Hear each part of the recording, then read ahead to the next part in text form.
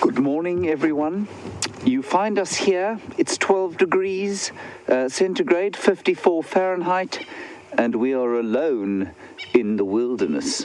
3.5 million hectares of untrammeled African wilderness, 2.2 million of which is the Kruger National Park, 60,000 of which is the Sabi Sands Wildtuin, and 1,500 of which is the little piece of land that we find ourselves on now. It's called Djuma.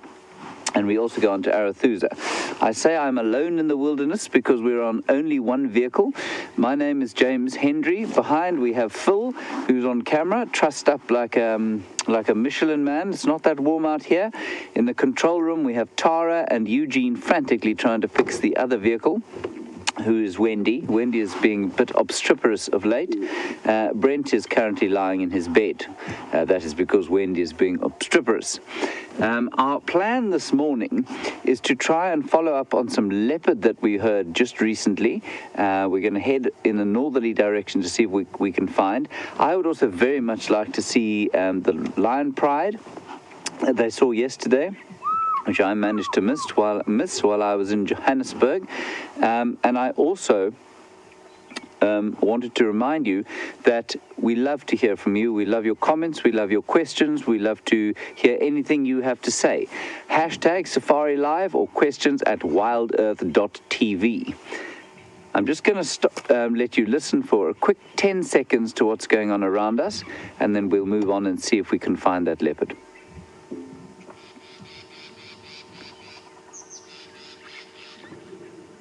Very nice dawn chorus has started. We've got southern black tit behind, crested barbets, bearded woodpeckers, ring-necked doves, rattling cisticolas, oxpeckers,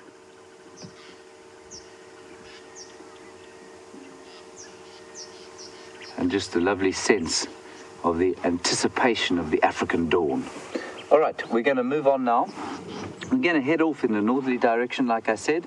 There was the sound of a leopard calling, sounded like a male a bit earlier. We'll see if we can't pick up on him and also try and find the tracks of that pride that was found yesterday.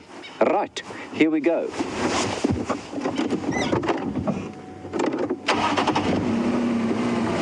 Beautiful pink there on the clouds.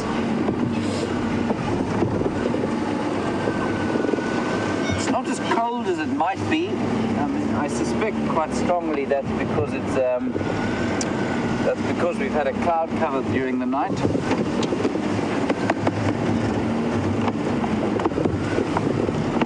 And well, I think that front that came through last week is probably finished, which is excellent news indeed.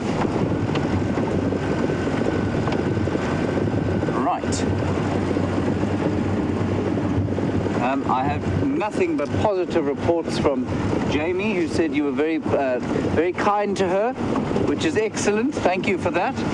She had a great time, so hopefully we'll be seeing more of her soon.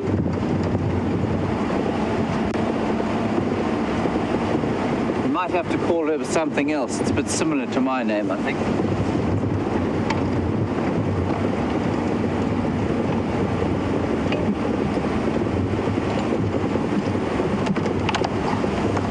On a morning like this, the leopard will generally keep moving for a little bit longer because the cloud cover gives them a little bit more in the way of olfactory concealment. With a bit of a breeze in the clouds, any animals they might be trying to prey on wouldn't be able to smell them so well. But that said, if he's calling, he's probably not on the hunt.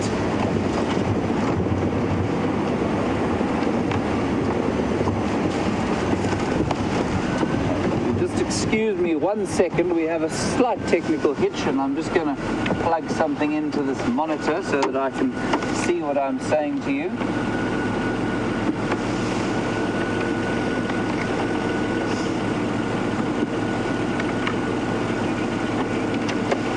Right, there we go. Okay, we're going to carry on. Don't worry about it, Phil. We'll make a plan some other time. Okay, on we go.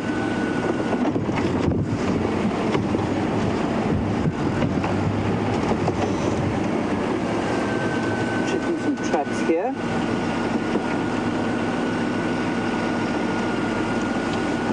Looks very much to me like a lioness trap, but probably from yesterday. That waterhole was where they were seen yesterday. So maybe we'll be lucky again today, but they will move during the night, but possibly not that far with the little cubs.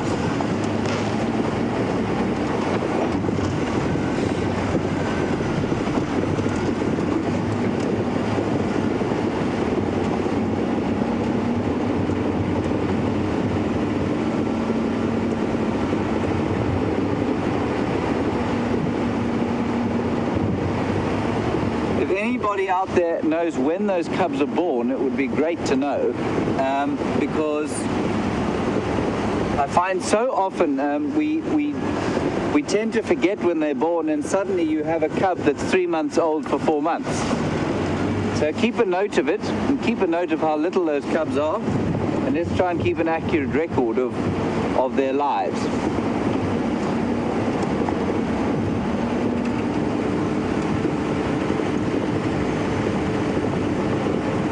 Going to be a magnificent sunrise, sorry. Sunset was yesterday, I think.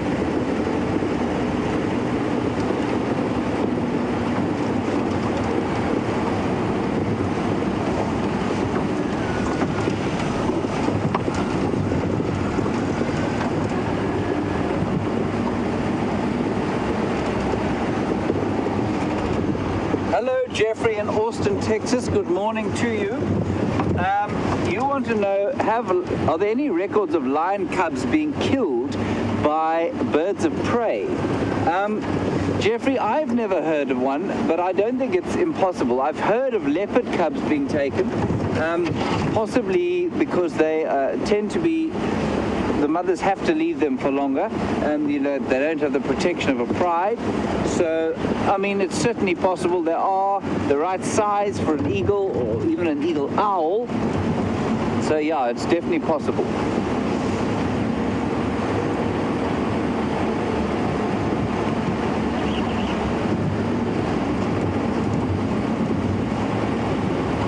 It's a very different atmosphere from the dawn that I experienced in Johannesburg yesterday, where the dawn chorus was made up of sirens and hooting. This is far more pleasant.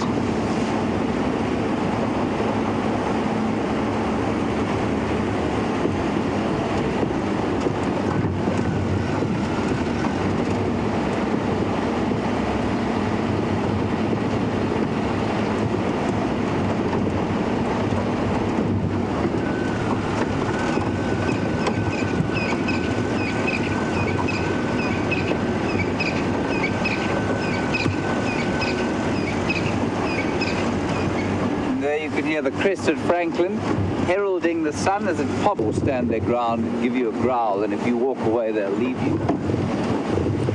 But what happens is when you see the size of a lion on foot and you realize that you are sort of defenseless, especially if you're not armed, and being armed is a very false sense of security anyway out here. It definitely, it's a very primal feeling that you get from seeing an animal like that on foot. So if you're standing, I mean, I'm not a large man, I'm about 5'8", but if you're standing, if a male lion stands up next to you, I mean, he'll take me, they're almost 5 feet at the, well, not quite, they're about 4.5 feet at the shoulder. So, I mean, they're pretty tall, and they weigh about about between 180 and 220 kilograms. So that's a good three times what I weigh. So, I mean, they're an impressive beast to see, combined with their fearsome reputation. And there's something primal in our evolutionary history with them that makes us sort of react to them in a certain way. And it's definitely a feeling of not so much fear the first time, but whoa. But the only time I've been genuinely afraid was when a leopard jumped onto the front of my Land Rover. It was being harassed by some wild dogs at the time, and that's why it was very angry, and it leapt on top of the Land Rover. And thankfully, the tracker who I was working with, a wonderful chap called Elvis was sitting at the back, thankfully, because normally he would have been sat on the front. And the leopard leapt onto the tracker seat and mauled it. He tore it to pieces and dug his teeth into it and ripped at it with his claws, and then jumped off the vehicle. And I was genuinely terrified that day that he was going to come over the top and into the car, and that would have been something of a disaster.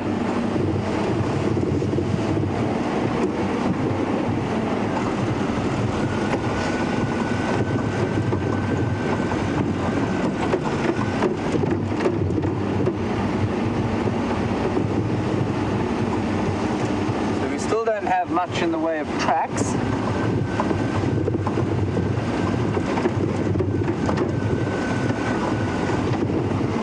Persevere along this road until it crosses the drainage line, and then from there we'll make another plan.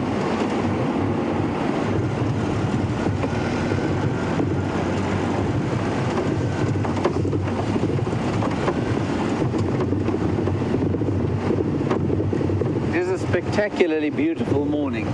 Often if it's completely clear, the sky tends to wash out quite fast and we lose this glorious sort of golden light quite quickly.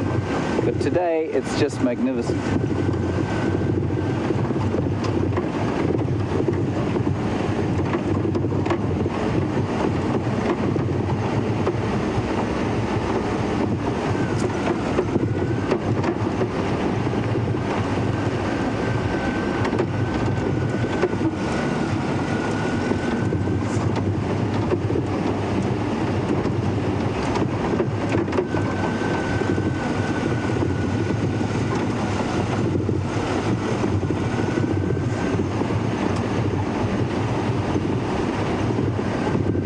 On Twitter, thank you for your question. You want to know the roads that we follow. I'm assuming you mean in the reserve. Are they old animal paths, or have they been put here by us and do the animals use them? The answer is a bit of both. It's a good question, Jan. Animals do like to use our roads because they provide less resistance. Same reason that if you had to choose to walk through some wet grass or on a path, you choose the path. So that's one element of it. The other element of it is that some of the roads that we have put through here are tracks that were on old they're not migration routes, but maybe routes down to a water hole or to a particularly good grazing area, and especially made by hippo, who tend to follow quite similar paths when they come out of the water at night, and also sometimes rhino if they are moving to water. They tend to follow similar paths. So the answer is both. And road placement on a game reserve is an enormously important part of it, because yes, you do want to get to the areas where you think the animals are going to be the most, but you also want to be very sensitive about where you place the roads, and so you don't cause erosion.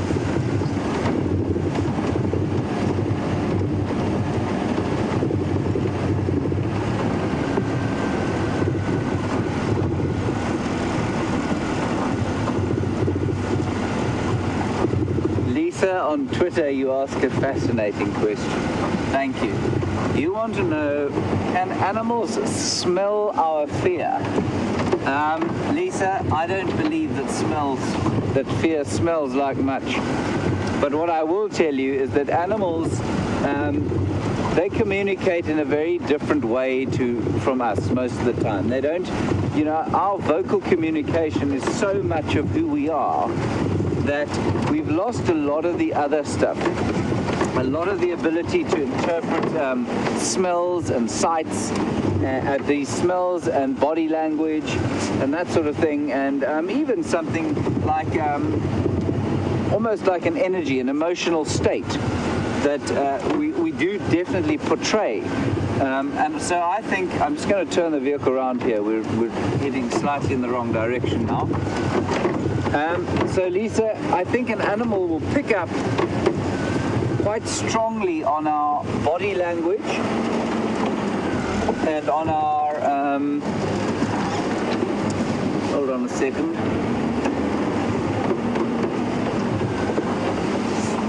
On our body language, I think they pick up on our energy as well. So it's the same as when you walk into a room and you feel, you meet someone for the first time, you get a good feeling from them, or you get a bad feeling, or I mean, you'll attach a value to whatever that feeling is. And I think animals get the same thing. So they can tell if we're afraid, definitely. I mean, we know they can. You know they can with a dog. And a wild animal is even more in tune than a dog is. Now, your question probably is the first part of a question that asks, will an animal then attack if you feel fear? And the answer is not by default, no. Very few animals will attack unless they feel cornered or threatened. But I don't think fear necessarily has a distinct smell. I wouldn't bet my money on it though. Me few coins, I wouldn't bet on that.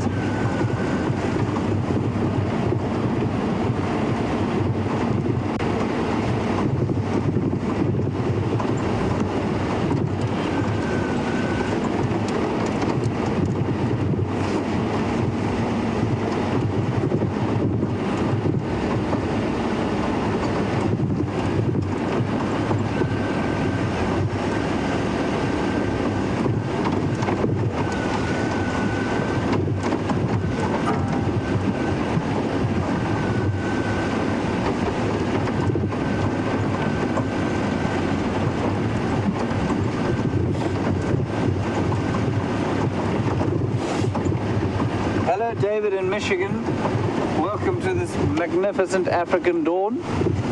You want to know, how safe is a tracker basically on the front of the vehicle, and what sort of guidelines or safety procedures are there in place? Have I ever heard of a tracker being taken out? The answer is I've never heard of a tracker being taken out by an animal. Where I used to work, what we used to do was if we had in a predator sighting, we'd put the tracker back inside the car. But often that was more for the sake of the predator than it was for the tracker, because predators tend to feel threatened, and then they possibly might become dangerous by that sort of very obvious human form sitting on the front of the vehicle. That said, there are lots of reserves where that doesn't happen and there's never been an issue. I think there is the odd, I think I've heard of one incident of a tracker being knocked off a tracker seat by an elephant, but not killed. So it's, as long as you sort of stay part of the vehicle, it tends to be a fairly safe thing to do.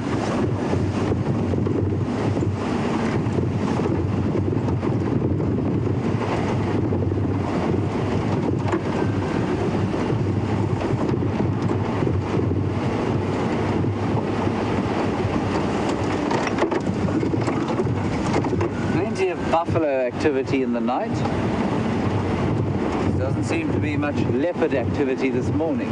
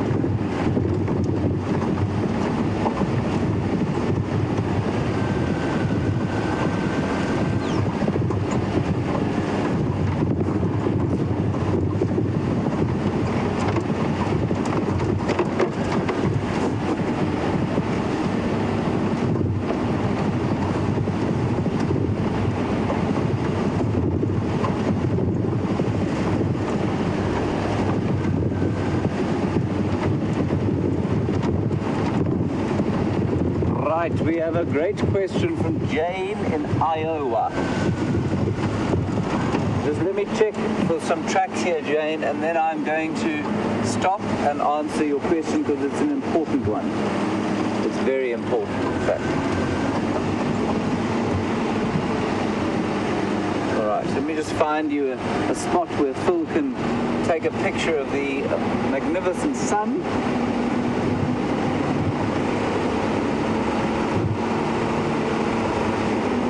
There we go. No, not quite. Too many bushes in the way.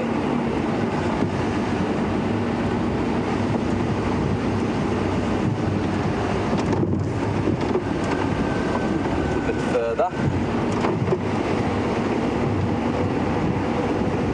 Really is just a very magnificent morning, despite the seeming lack of any kind of mammal life. Right, I'm going to stop here. Phil, if you could just get us a shot there of the sun. Jane in Iowa, you wanted to know, you talking about habituation of cats especially, and the issues associated with that American tourist, I think she was, who was killed in the Lion Park last week. Now, this incident has created untold hassles for game reserves like the one I'm sitting on here. So the first thing to say, Jane, is that that place where the incident took place, tragic as it was, it's a lion park. It's not a game reserve by any stretch of the imagination. Those animals are fed by human beings. A lot of them were raised by human beings. A lot of them have had. So they've all had contact with human beings that has resulted in them losing their natural fear of human beings, especially with regard to being fed by human beings. Now, that is very distinct and very different from a game reserve like we're in now, where animals are habituated to vehicles. So they are habituated to the vehicles, they are not afraid of the vehicles, but they do not associate the vehicles with food or anything else like that. So often what happens is, if we go walking in this area, we are certainly able to do that safely, because the animals that we see have a natural fear of us, and they don't associate, and they maintain that fear of us, which is ancient, and they don't associate us with any kind of with food or with physical contact, which they've had in those sort of zoo environments, which is where that incident took place. So if new lions come into this area, what they do is they will normally run away from us, especially if they see you on foot. Their initial reaction is one of complete fear. It's not one of, let me jump on there and see what that tastes like. The reason that happened in the Lion Park, and this is very crucial for people to understand, is that it's not a natural environment at all. It's a contrived has negative connotation. I mean, there may be some valuable work that they're doing there. I don't know exactly, but all of those animals have had physical contact with human beings, and they've been fed by people, and so they don't have a natural fear of us. It's completely different from a wild system like this. Okay, Jane, I hope that answers your question. It's a very important one, and anything that's unclear about my answer, I'm more than happy to explain to you, because the last thing in the world we want, I mean, our tourism and ecotourism in this area is the biggest job creator, one of the biggest job creators we have in South Africa. And if incidents like that were to impact negatively on the job creation and the conservation value that tourism has, it will be extremely sad. So I'm more than happy to talk about it, and more than happy to answer any questions about it. I have never heard of an incident in an area like this, in a natural game reserve, where that has happened, where an animal has taken somebody. Yes, there have been incidents in game reserves, but that's almost always with animals, either at night, where people are being silly and they're walking around without torches or without security guards, where they've been expressly told not to, and where animals have been handled by human beings, and so they don't have that natural fear of us. There's a leopard on the road. Right there, fool. Isn't that wonderful?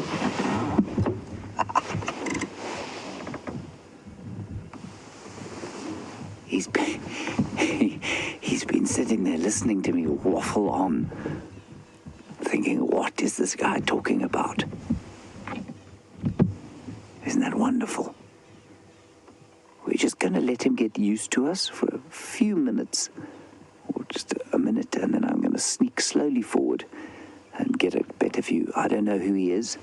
I'm sure some of you leopard experts there will be able to tell me. When we get a bit closer, you might even be able to tell me now. He looks pretty relaxed.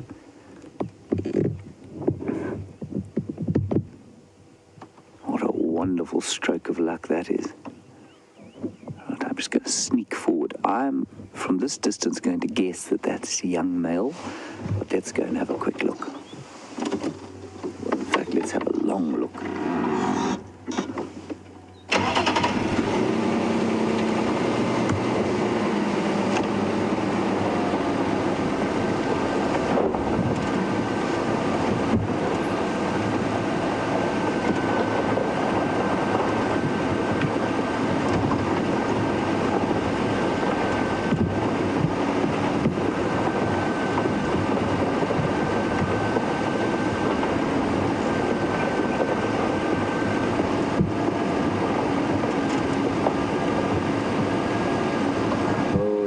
Lovely animal, this. Isn't he beautiful?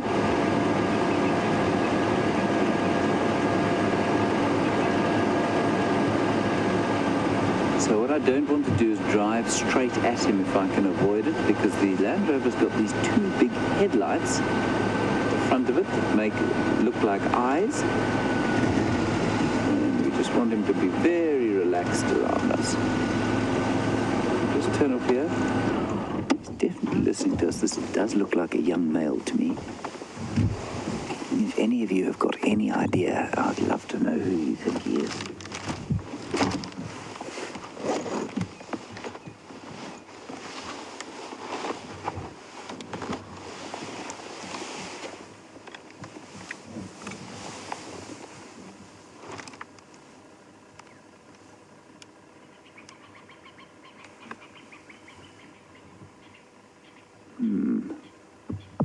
No, this isn't a young male. This is quite an aged male. He's got 5 spots on the one side, and he's got a damaged right eye. Now, if I'm not mistaken, this could be Tingana. Is that correct?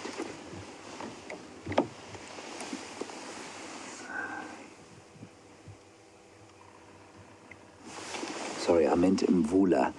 I believe that he has a damaged eye. Yeah, he looks like one. He's not a very large male leopard, this, but he's rather magnificent, isn't he? Yeah, you can see by his tattered ears that he's not a youngster anymore. But that eye, I haven't seen it before, but I have heard it described as being extremely badly damaged, and it looks to me like it's healing quite nicely. Astonishing power that animals have to heal out here. So he's got 4 spot patterns on his right.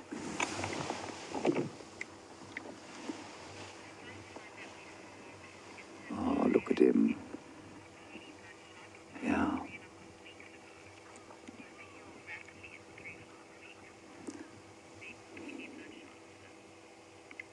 So I've just had a little update there that says 3.5 weeks ago that eye was badly bloodshot and damaged. That was just before I got here. And you can see how incredibly it's healed.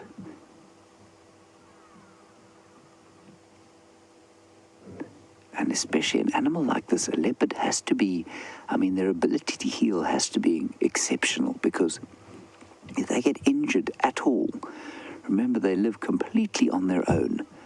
And so there's no one to help them eat or look after their territories. So they must be able to heal exceptionally well. Now that eye looks to me, I mean, when he squints over to the right-hand side, so our left, then you can see a bit of blood, but otherwise it looks pretty much healed. It's still a bit milky, but clearing nicely. So I like to use the spot patterns when I identify leopards. And he's got 4 on the right-hand side, so our left-hand side as you're looking at him. If you look at the spots, for those of you who have just joined us or who are new to leopard identification, the most reliable way of doing it, if you know them well, then it's pretty easy. But if you just want to quickly look, there you get a very nice view. Phil, can you zoom in on is that as far in as we can get? Okay, so just above his whiskers there is a unique spot pattern of 4 spots. 3 very faint, at least 1 very faint in the front, and then 3 behind that. Yeah, you can see now when he looks to the side that his eye doesn't look great.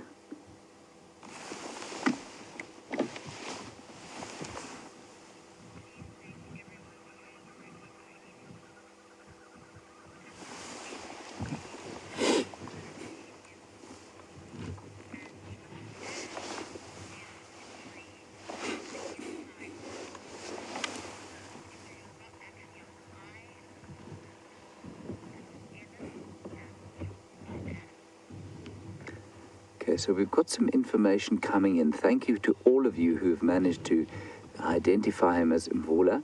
He's got a 4-3 spot pattern. I'm looking at that eye again. Ellen in Georgia, I think it is. You let me know that it wasn't the actual eye, but the inside of the lid. Now, sorry, George Ann. I'm not sure that that's necessarily true. If I look at him now, there's definitely an injury on the inside lid, but his eye doesn't come around back into place in the socket like it should. I wonder if he's still got sight in that eye. Ooh, that doesn't look so good now.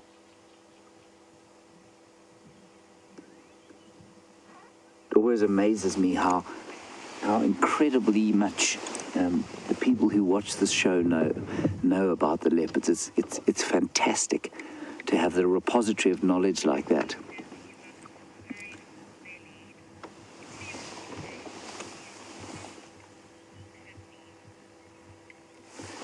Kirsty, you're looking at him thinking he looks like he's got quite a full belly. I would agree. Difficult to say with him lying down like this, but I would agree that from what I can see now, it looks to me like his belly is full. So he may well have had himself a bit of a snack last night.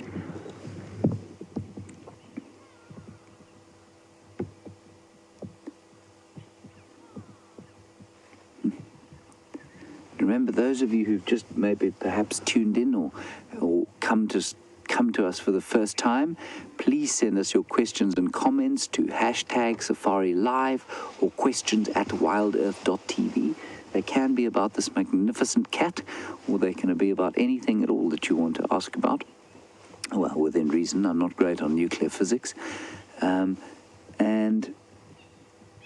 welcome to anybody who's new to us.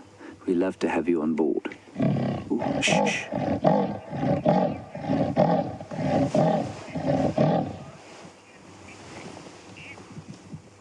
Was that not spectacular? Now he'll listen to see if there's a response.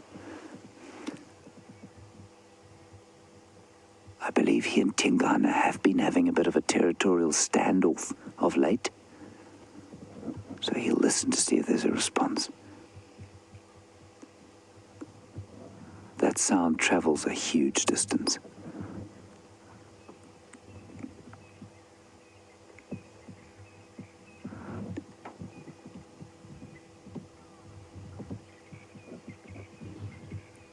Wasn't that special? Yeah, he's got a pretty full belly there, Kirsty. I've so often heard that. I think I've seen it maybe once or twice before.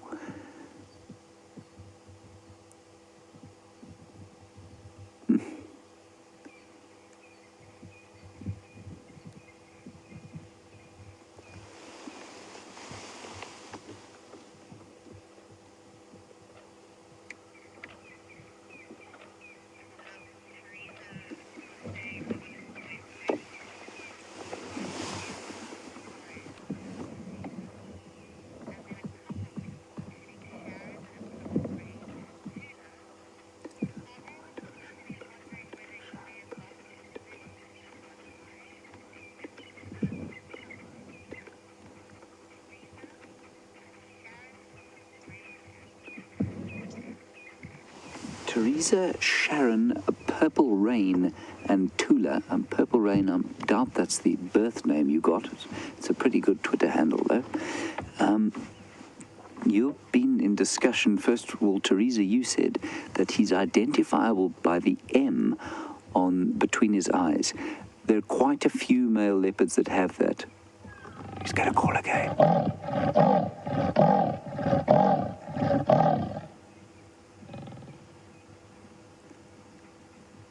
Oh, that's just the best sound.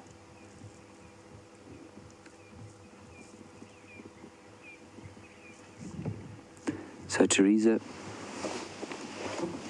that M is not unusual on the front of a leopard. Yeah, it's a nice confirming sort of marking on a leopard like this. But the most obvious or the best way to look at them is that spot pattern. But I mean, you know this animal on sight. Those of you who've seen him a few times, you know him on sight.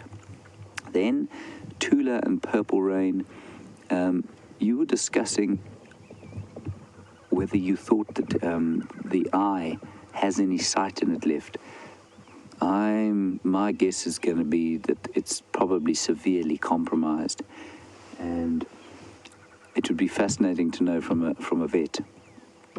But it's difficult to say from this, from sitting here and with my lack of medical experience, whether he'd be able to see out of it or not. I'm not sure. But judging by the size of his belly, it would say to me that he's probably hunting okay. And they can do that with one eye. There's no reason they shouldn't. There he goes.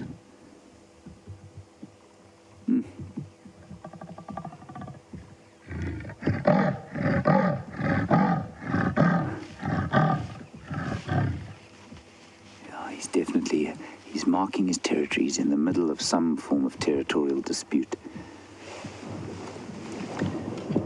Can anyone tell me how he lost? Watch him spray now. He's going to spray that bush, rub his scent onto it, and now spray his scent. There we go. Anyone tell me how the injury happened? Was it with a fight with another male?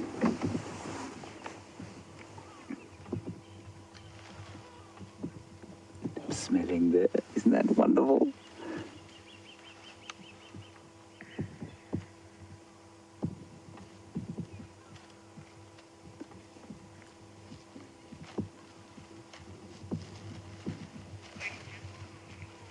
So they'll spray there. Very important.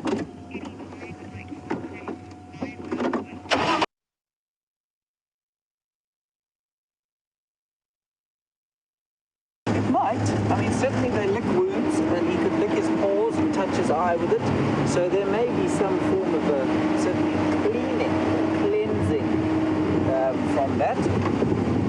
But in terms of its antibiotic effect, I'm not really sure. I think the issue with his eye there, I can see him, thanks. The issue with his eye is going to be that it's structural damage more than it's infection.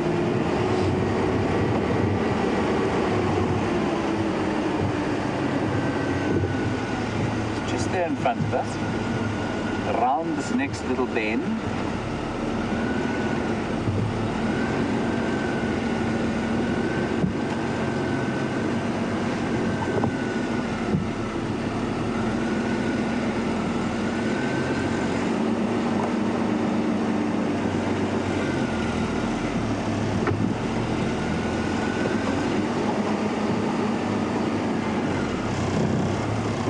Southern California, thank you for your information on this, on Mvula's father, whose name apparently was Tumbela. Now, the word Tumbela means to hide, which is a lovely name for a leopard.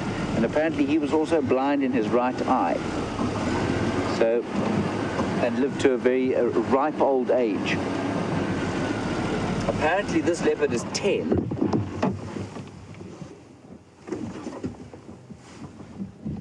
Now, they love using those bushes that he's marking now. It's called a guarri bush, and none of the animals like to graze them. So he'll mark that.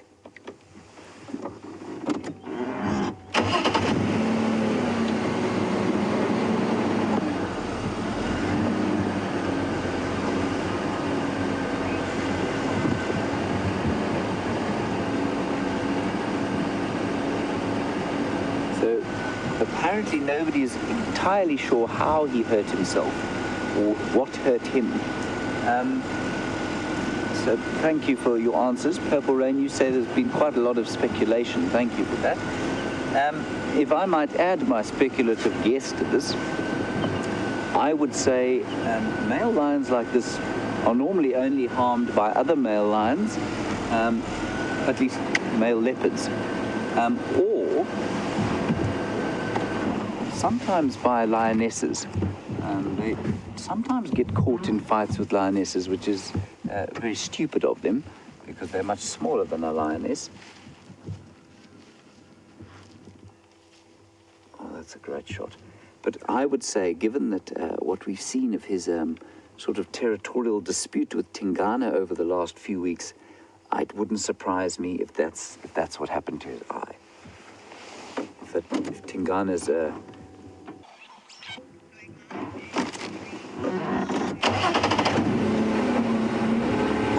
Hello everybody, sorry you lost us there.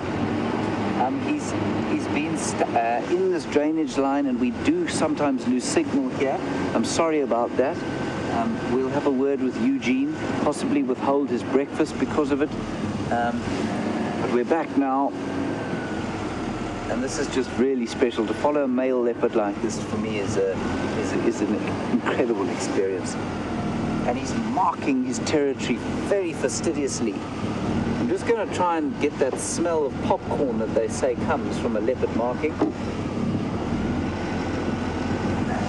It smells like pee to me.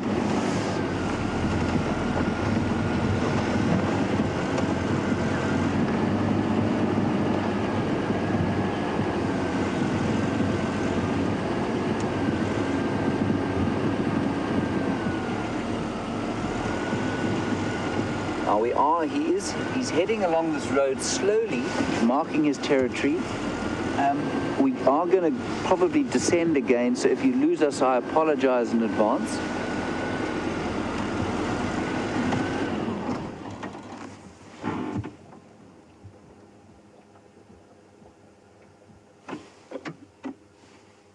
He's just looking. He may have heard something down there in the drainage line that takes his fancy. I think he has eaten fairly recently.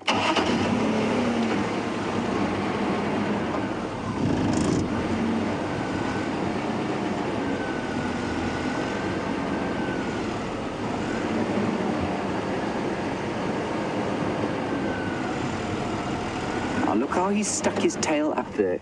Phil, can we get in close on his tail there, please? On his tail. Can you see the white little pom-pom on the end of his tail there? That's fascinating to me. What they do is when they hear birds starting to alarm call, they often flick that tail up and the birds sort of calm down. It's amazing. It's like he's saying to them, guys, I'm not after you. Don't give away my presence. So he's seen something I would guess, that makes him not want to be alarmed at.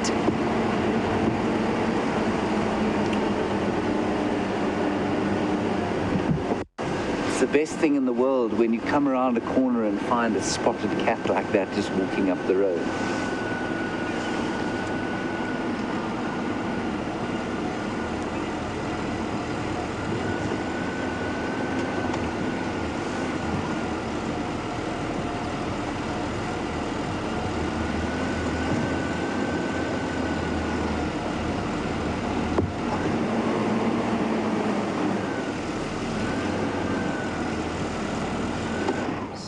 Here. He seems to be going up out of the drainage line, which is excellent.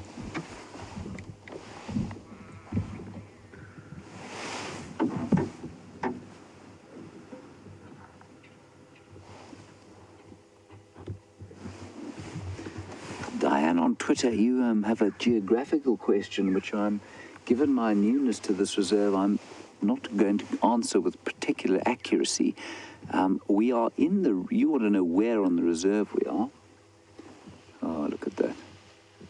So he leaves the scent of his whole body in there. That's just wonderful. We are in and around the Mvula drainage line, the southern end thereof. So that's why you keep losing our signal every so often.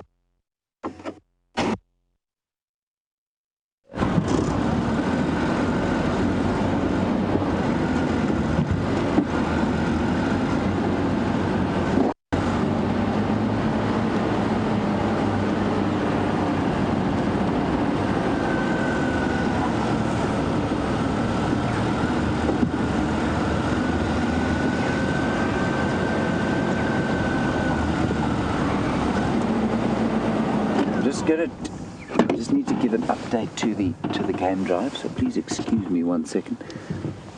Good morning, Ephraim. Got a male leopard here. If I'm not mistaken, we're on that 2-track that goes parallel with the Mvula, probably Nyala Road south.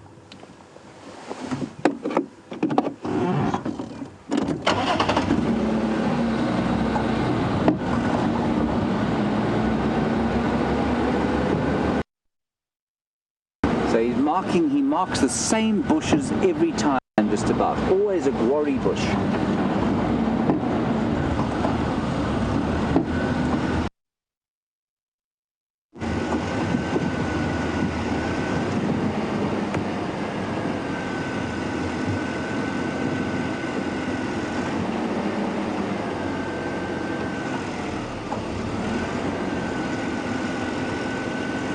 Hello, Carol. Nice question there. How long does a leopard live? Well, a leopard in captivity will potentially live up to 20 years because life is just much easier if you're being fed every day.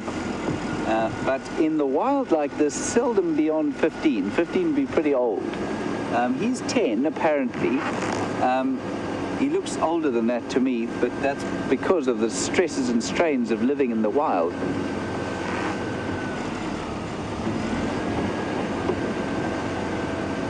And he's not a very big male, this one. So he's done really well to get where he has and dominate like he has.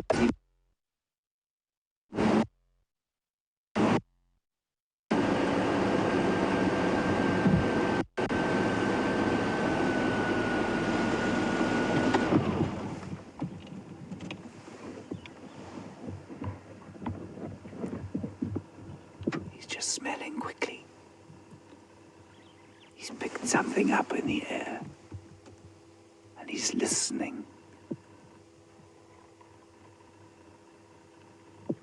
He's totally silent as he moves.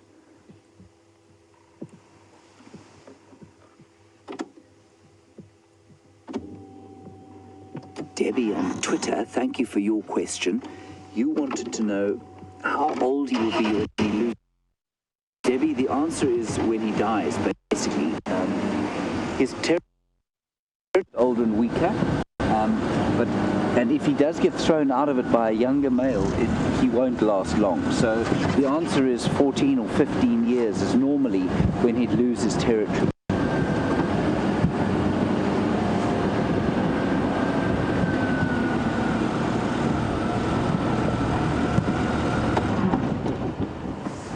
He's seen something up ahead. I can't see what it is.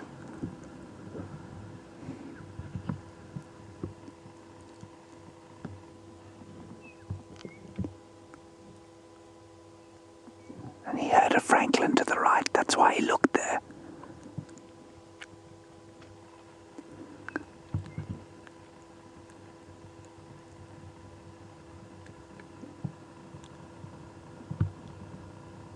Isn't that wonderful how silent he is? There's some squirrels that have seen him, and they're alarm calling. That's what you can hear off to the right-hand side.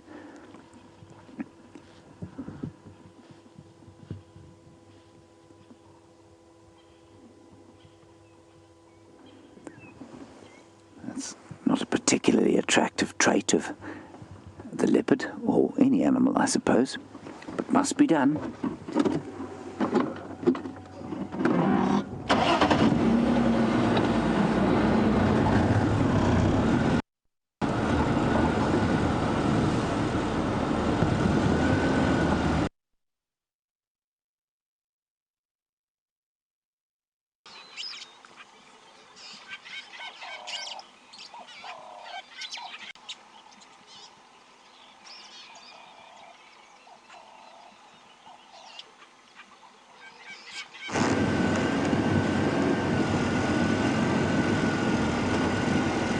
Welcome back, everybody. I'm so sorry about those technical issues we're having.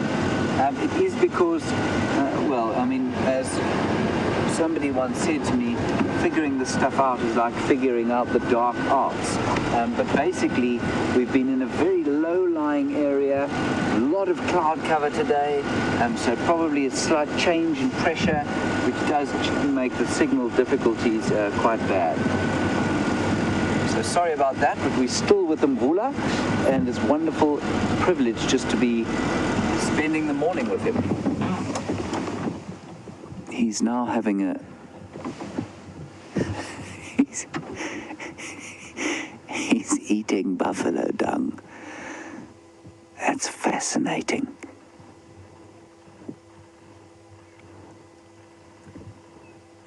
I've never seen this before. He's clearing off the crusty top and actually going for the the wet stuff underneath.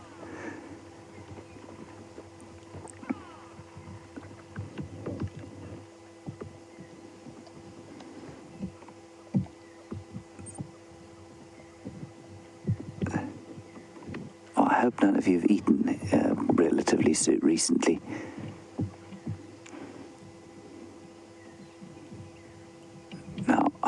Imagine that he's doing that for the sort of leftover nutrients, or perhaps even the bacteria that are in dung like that. Isn't that fascinating?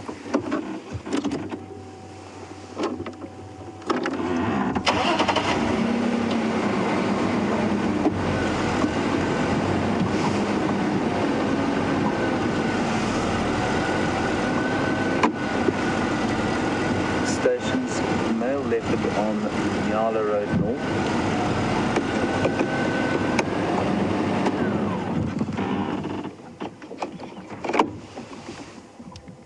Male leopard, Nyala Road North. Yes, affirmative.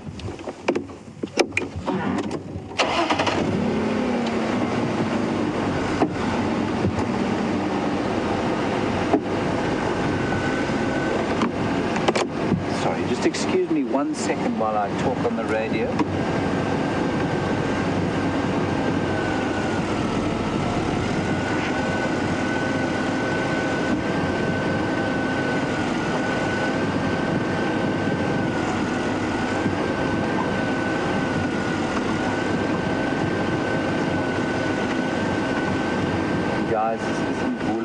I've got a bit disorientated on the road, but I'm pretty sure we're on the road. The animal is very relaxed.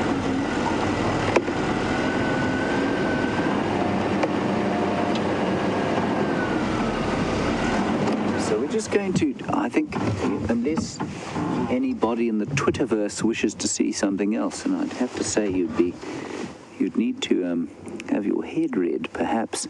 We're going to carry on following him because he's just... Did you see that? Did you see how when that bird started alarm calling, his tail flicked straight up? And there he's holding it, while the testicular shouts at him, he's holding the tail up. You can hear the testicular going. Psh, psh, psh, psh.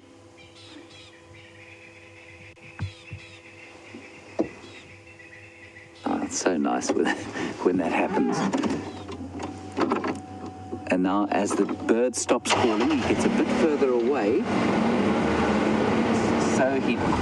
So he drops his tail down. Isn't that wonderful?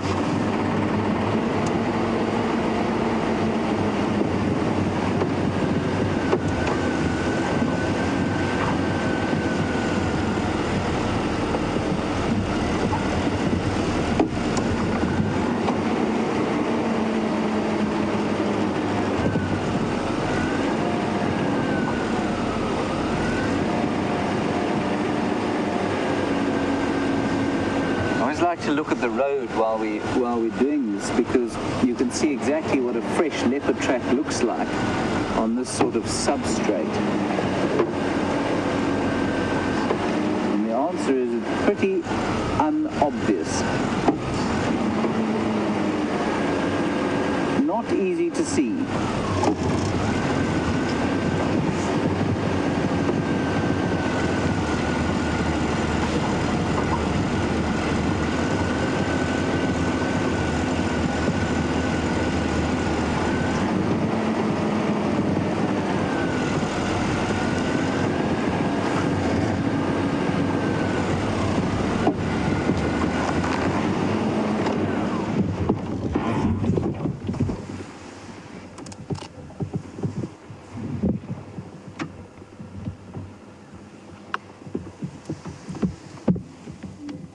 Jen and Kay, you ask an interesting question. Is he scent marking for the benefit of other leopards, or is he also doing it for other predators such as lions? Jen and Kay, a leopard like this will do everything in his power to avoid attracting the attentions of any other predator, especially lions. So it's definitely not for lions. Would lions smell it? Without question. But it's not for them that he's doing it. It's purely for the benefit of other male leopards, especially probably Tingana.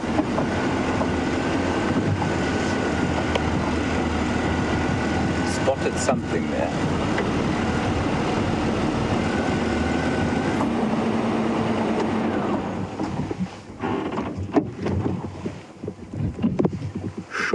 You want to know, do leopards mark only the perimeter of their territories or also the middle? They will mark much more on the perimeter than they will in the middle, but they will mark the odd bush in the middle as well. Far more on the perimeter.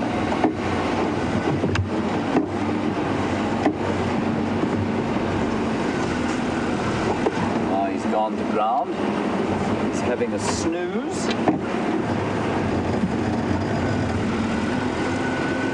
I'm going to get in there and see if we can't get a little bit closer. I need to try and figure out exactly where I am so I can help the other rangers in.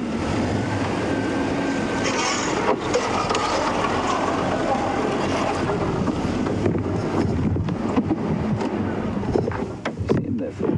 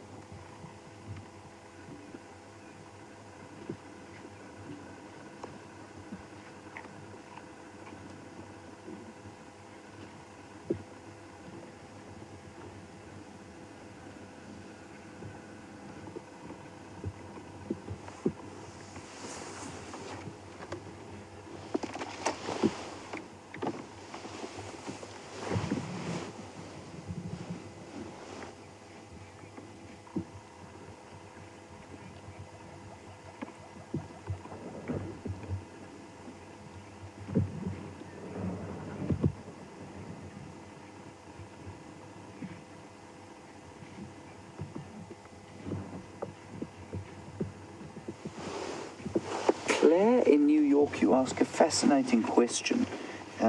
You want to know about colouring in leopards, and do they have...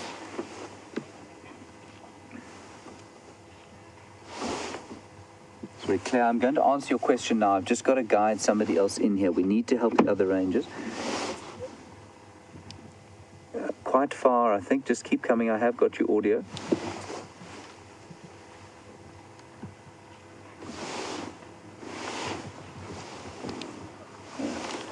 Okay, Claire, in New York.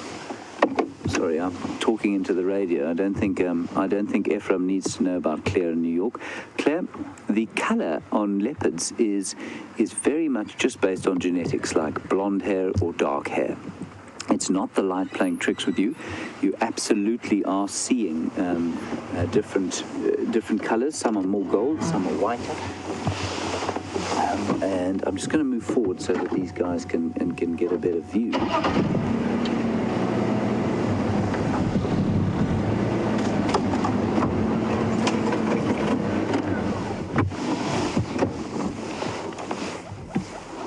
This is Nyala Road, is it? Yeah, the nyala no, because Buffalo Game is right here. Thanks very much. Thanks for Inga and for glass. Which glove? Brent's glove, yes. Ephraim has picked up Brent's glove. That means we're going to have 2 gloves tomorrow, which is excellent news indeed. This one is a Mvula. The biggest boy.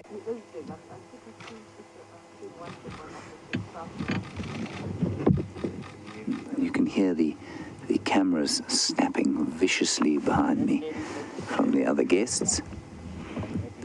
So just back to the colour, I have, in my experience, certainly it seems to be very...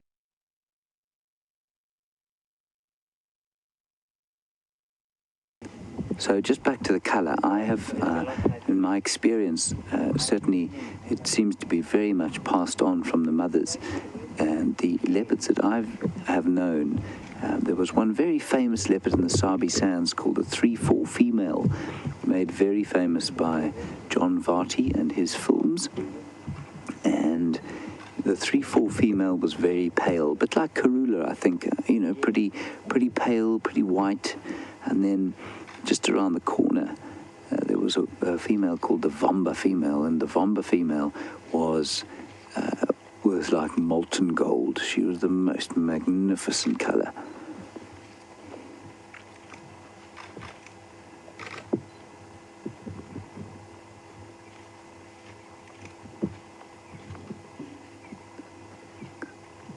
And he's just cleaning himself like any house cat would.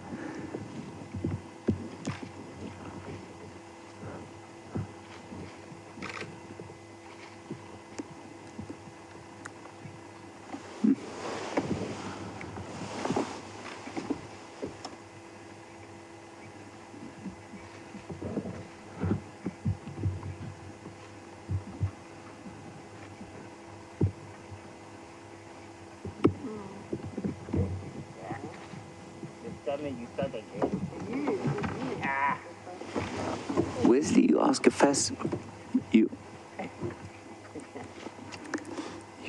you've got a fascinating question here. You asked us why do leopards ever interact with things like rhino or buffalo? Basically, you're asking, do they stalk animals that are possibly too big for them to kill?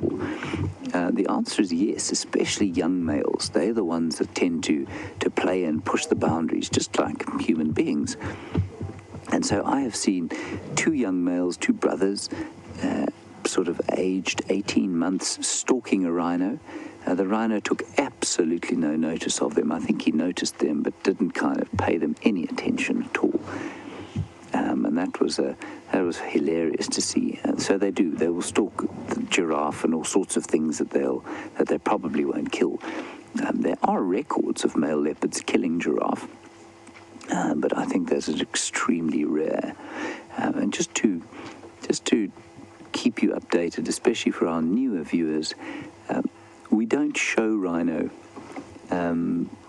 We do see them every so often, but we tend not to show them. We don't like to make their their presence known because of the issues around poaching that we have. And so we avoid showing them.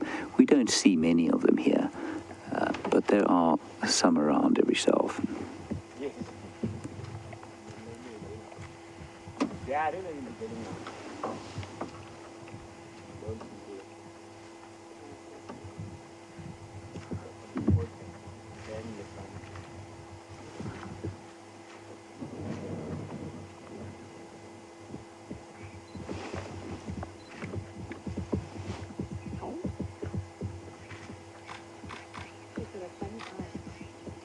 Yeah, I think it may be some fine.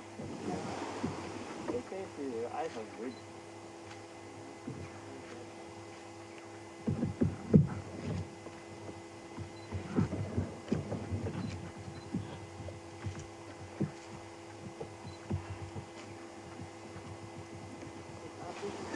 Gilly from Wisconsin, you'd like to tell me that he has a 2-lane landing strip down his back, which is a good identifier, whereas his son, Kunyuma, has got a 4-lane landing strip. I can sort of see what you mean, actually. I've never looked at that before. Thank you, Gilly. That is, I can see what you mean by a 2-lane landing strip. Just where Phil is focusing now, just above the tail, you can actually see quite a nice little 2-lane landing strip there. So that's quite a nice one. Getting up.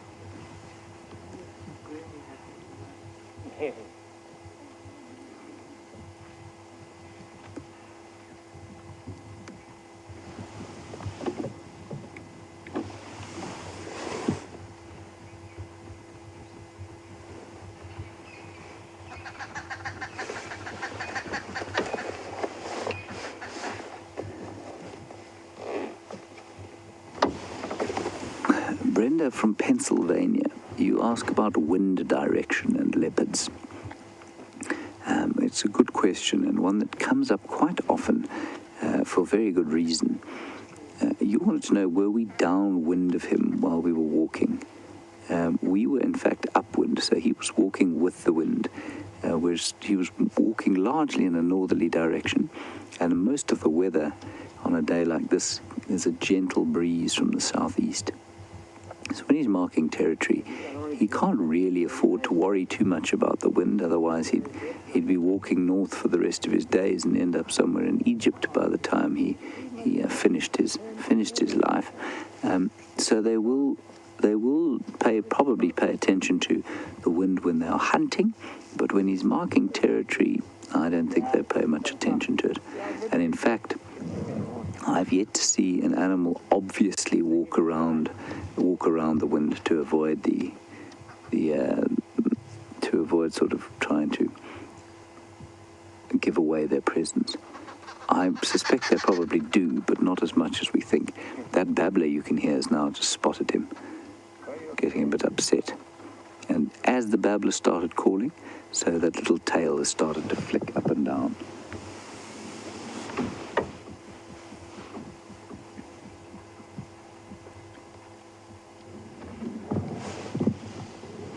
See that?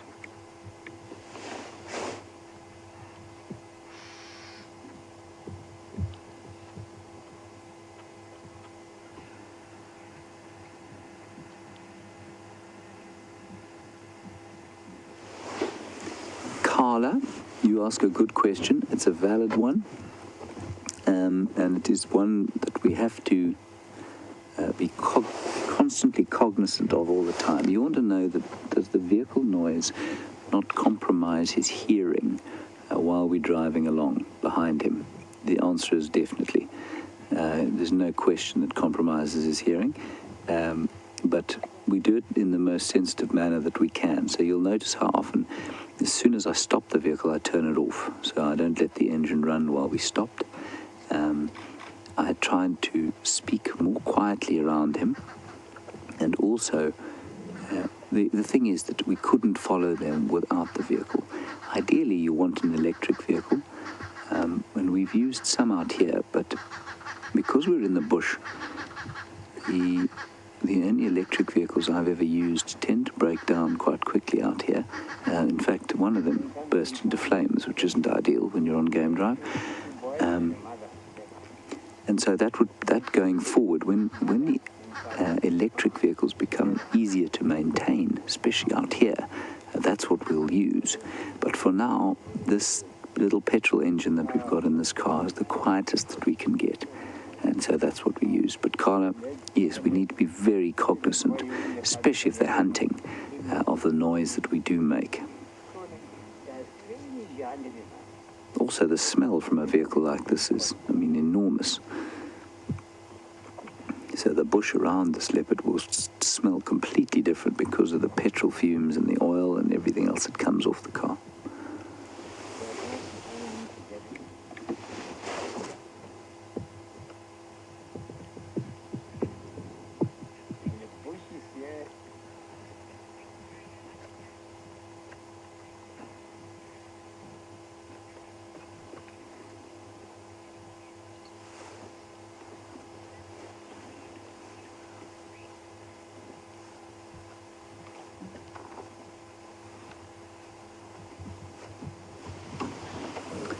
So some excellent questions around his calling earlier.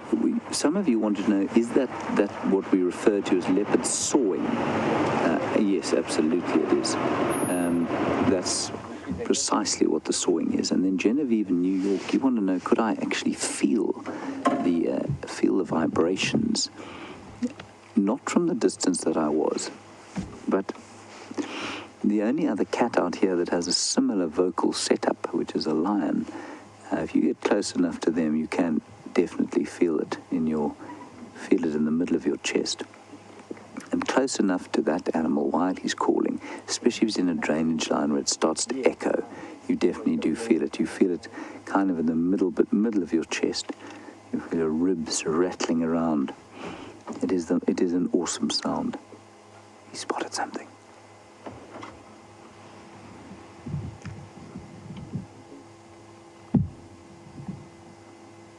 You can see how mangled his ears are.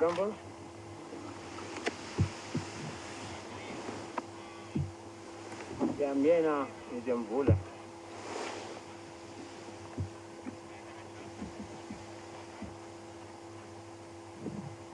Yeah, it's fed by Professor Gammy.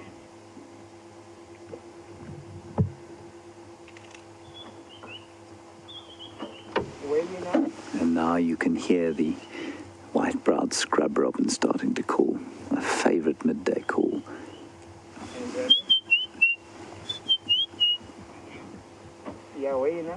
It's almost like it signaled him to have a snooze.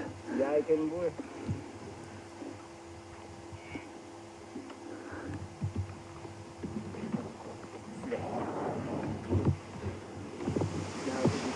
Do you want me to go forward a bit?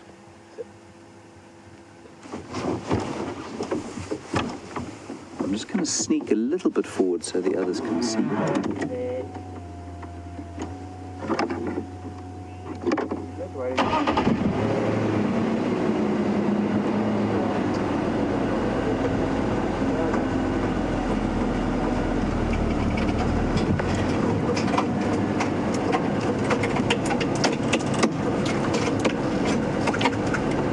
Hello, Dave in Toronto. Another question that comes up quite often, and it's also very interesting. You want to know about melanistic leopards or black leopards, and do they occur in the wild? They do occur in the wild. I have never seen one, though. Not so much in this area, more naturally in forested areas where that kind of coloration is an advantage. I know that there are a few in the wild up near Leidenberg, which is on the Highveld, beyond the Drakensberg escarpment. There have been a few seen in the wild there. It's one of my great dreams to see a melanistic leopard in the wild. But they definitely do occur. And the most famous one, of course, comes from literature, from the Jungle Book. It was a black leopard called Bagheera in the Jungle Book.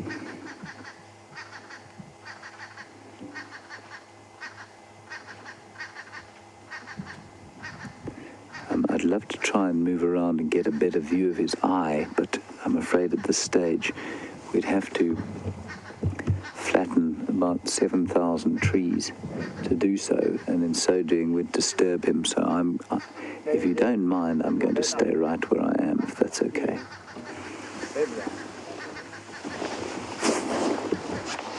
Can you see him? Yeah, I guess he's flat.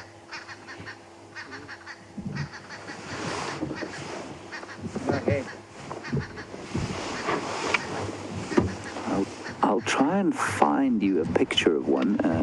Brent has left his extensive library in the car. I'm not sure that I have one though. So let me have a quick look. But a black leopard is basically that, you can still see the spots on a black leopard. It's just the bits in between the spots are black.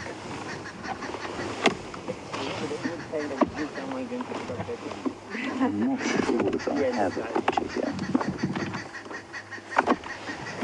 No. I'm afraid I do not have a picture here.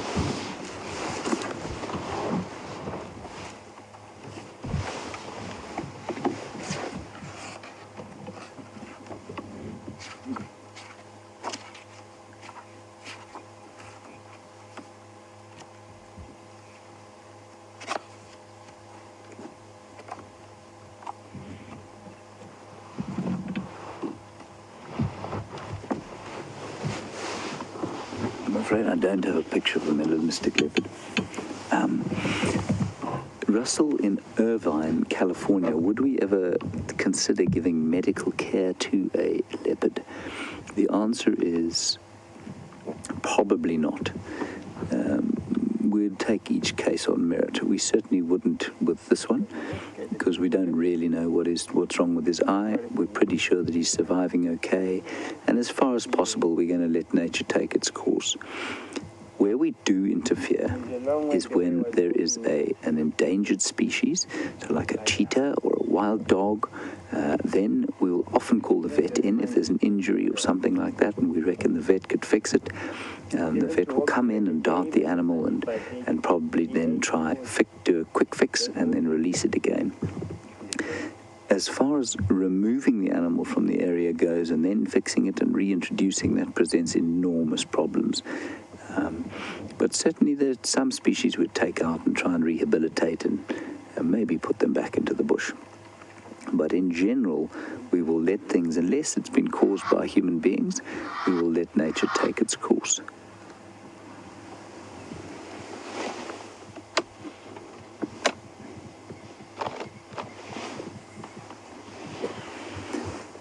I think that it's worth staying here just a little bit longer to look at him, especially given that there is not much else going on the reserve at the moment. And then there is a waterhole just north of where we are now. We'll pop along there and have a look just now. Let's just let him lie here and entertain us for a bit longer.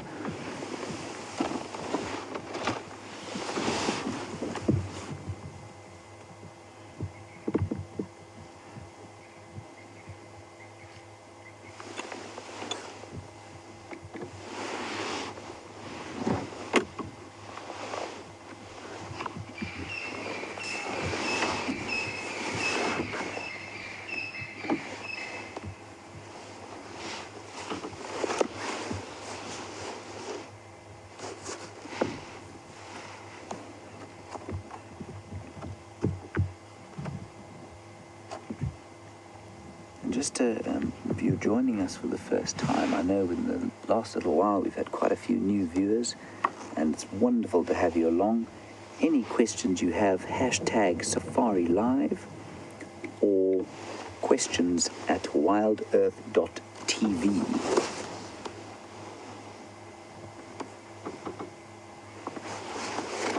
So that's hashtag Safari Live or WildEarth.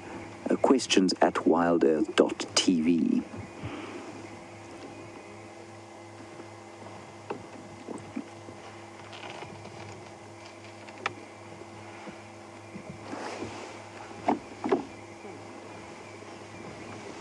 around and you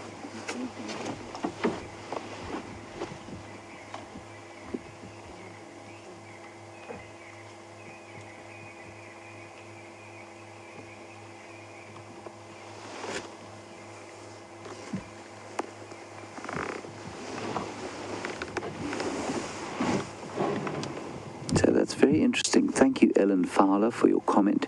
You said that Mvula is known to be one of the largest leopards in the Sabi Sands. I have to tell you, I've seen much bigger leopards than this in the Sabi Sands, but that has been, I haven't been in the area for a while. I'll tell you why I say I don't think he's that big. When he stands up, he doesn't have that very marked, what we call a dewlap, which is a sort of flap of muscle and skin that comes down underneath the jaw. And he doesn't seem to have nearly as pronounced a one as other males I've seen. He also, he's not as wide around the shoulders as some leopards I've seen in this area. He's quite tall, but I'm not sure that it'd be fascinating to weigh him. But thank you for that, Ellen. I find it fascinating talking about animal sizes because we all get such different impressions of them.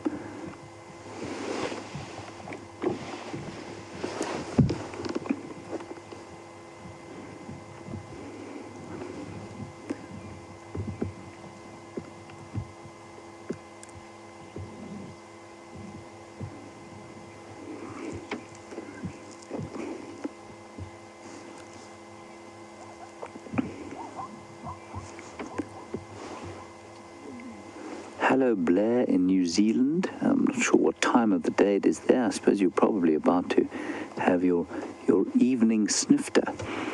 Thank you for your question. You want to know about what other leopards I've interacted with in the Sabi Sands. I was last here working about 5 years ago. So it was some time back. And the males that I interacted with then were mainly two at Londolozi called the Campan male. He was the other one. He was the big one. And then one called the short-tailed male. Those were the two big territorial males in the area at the time.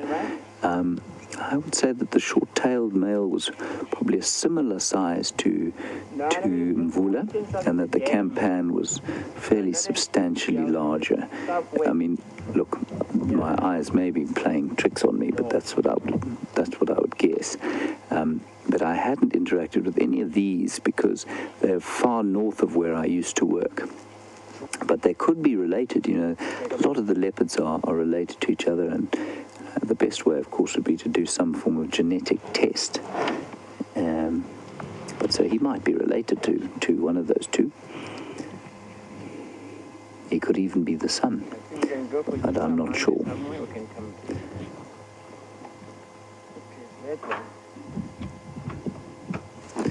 A beautiful light now as the sun comes out. And you can just see how perfectly camouflaged he is in this sort of area.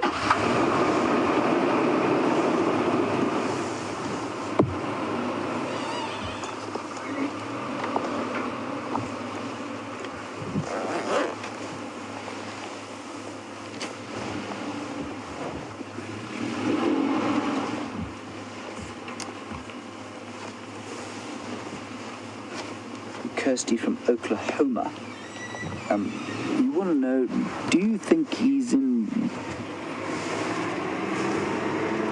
Do I think he's in relatively good condition, body-wise? I mean, apart from his eye, I would say yes, he is. He looks pretty fat. I think he's eaten... Somebody pointed out, I think it was Jane, that he looks pretty fat, and he does look fat from either a meal last night or... certainly yesterday. I'm not sure how big the meal was, but he's certainly eaten something, and I'd say he's in pretty good condition, yeah. His coat is shiny, It's not matted at all, so he's looking after himself. His ears are a bit torn to pieces, but I mean, that's just a function of his age. That's not a function of any kind of health problem. His only issue is that eye, but if he's eaten last night, it would seem to me that he's doing okay.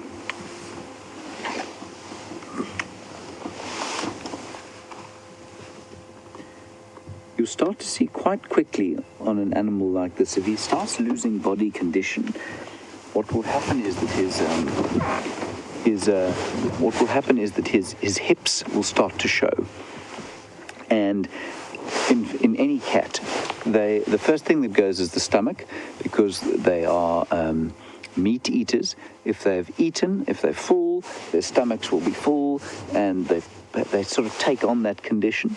Then their stomachs get skinny when they're hungry, and then when they start to lose condition, their hips will start to show, and that's when you'd really know that they're losing condition and they're not having a great time. And that will happen when they're old. But you can see from him, I mean, you can't see his hips at all.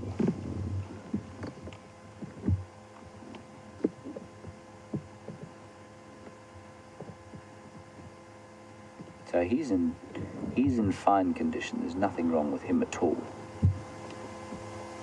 And the colour on him is just spectacular at this time of the morning.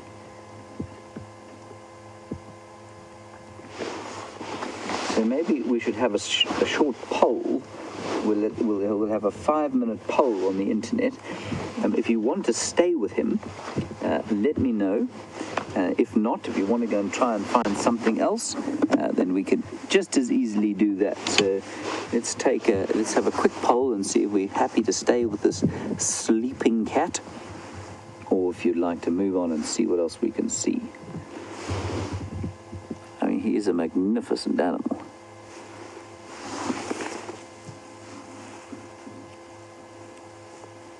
He has given us a hell of a show this morning.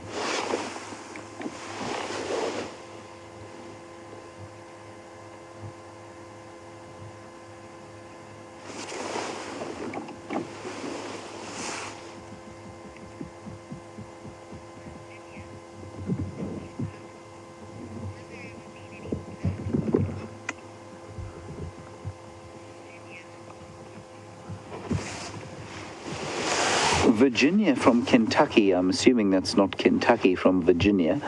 That's just a small South African joke about the US. Thank you for your question. It's a good one. Are there any melanistic lions? There was a picture going around the internet a little while back that said melanistic lion found, and they had this incredible picture of this big black maned lion, and he was almost entirely black. It was an exceptional Photoshop job done by somebody. I've never heard of a melanistic lion before, but I have heard of the opposite, which is leucism, which of course, and the most famous example of that, of course, is the leucistic lions of the Timbavati, or the white lions of the Timbavati. And their genes exist around this area to this day. I mean, there's some as far afield as just beyond Satara in the Kruger Park, on the, I think it's called the Hwanetsi concession, where Singita has a lodge. And then there are still some in the actual Timbavati where the original white lions were found, and that's in that area there. I've not heard of any melanistic lions, though. That's not to say it's never occurred in history, but I've yet to hear of one. So the white lions, which are not entirely white, they're sort of blonde versus tawny, and they seem to do pretty well. But I think a black lion would really struggle out here. I'm not sure they'd be tolerated.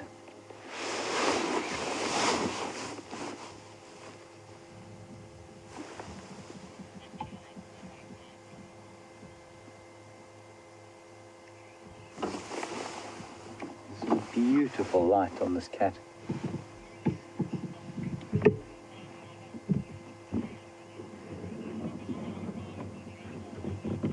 You've seen something.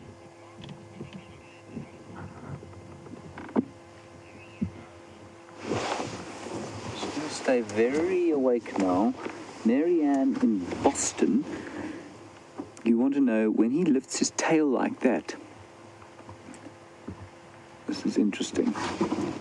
He's stalking something. Marianne, I'm going to answer your question. You want to know, and it's a good one, when he lifts... no, he's going back to sleep.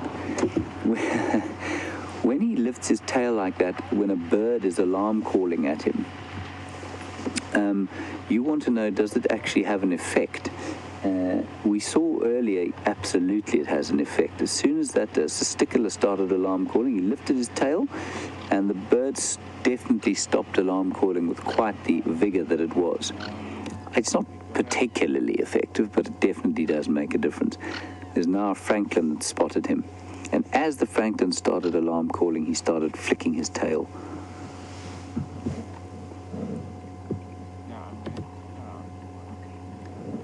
And the Franklin seems to have stopped now.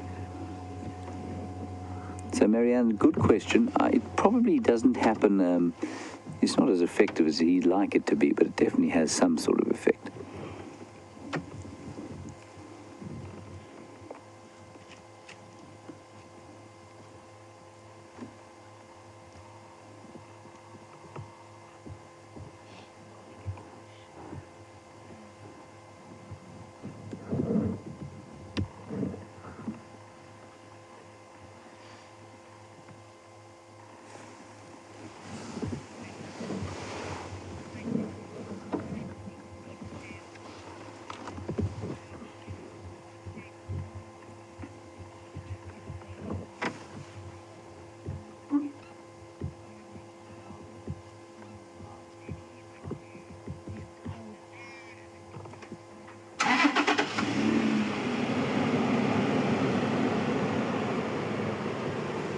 All right, so there seems to be a fierce debate about whether we should stay with him or go.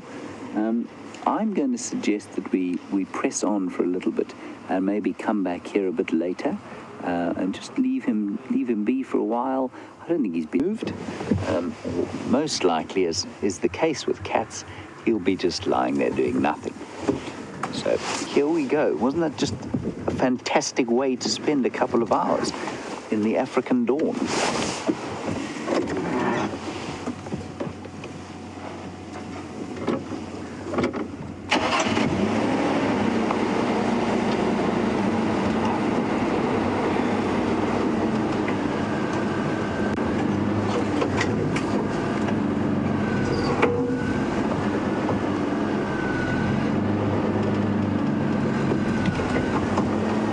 Update from one of our key zoomies, Siberia, who's at the Juma Cam. Sorry, Phil, I've just put about 7 6-inch thorns into the back of Phil's head.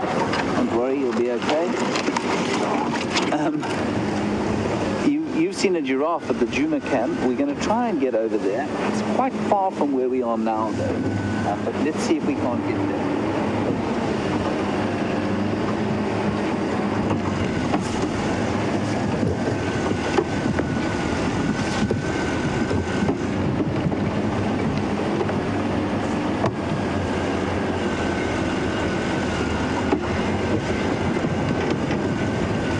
Problem.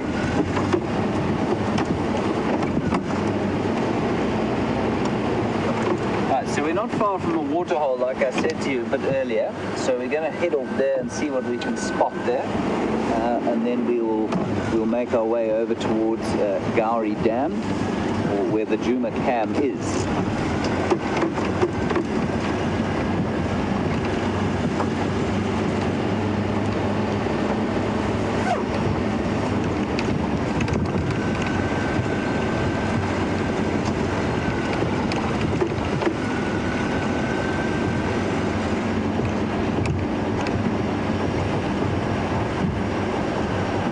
From Milwaukee in Wisconsin, you asked about melanistic zebra.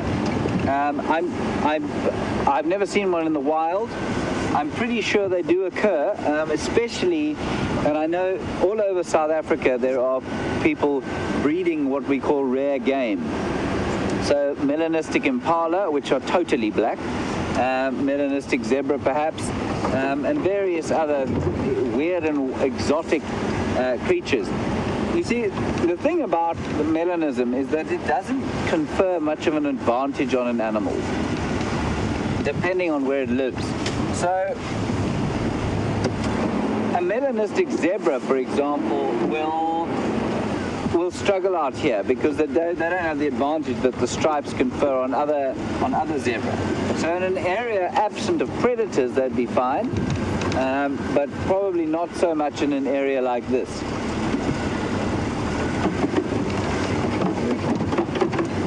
I always like to come up here and check on this lonely hippo.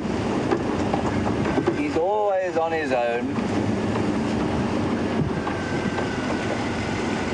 The white-breasted cormorant.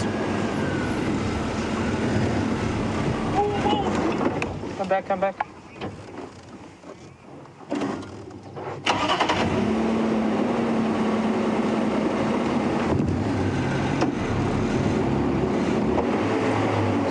The Netherlands, I'm going to answer your question now. I've just managed to get us stuck in a bit of a hole here. Thankfully, Phil saw it happening and told me. Oh, there we're out. Sorry. So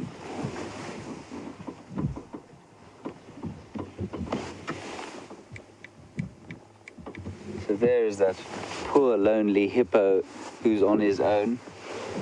We'll go across to him now.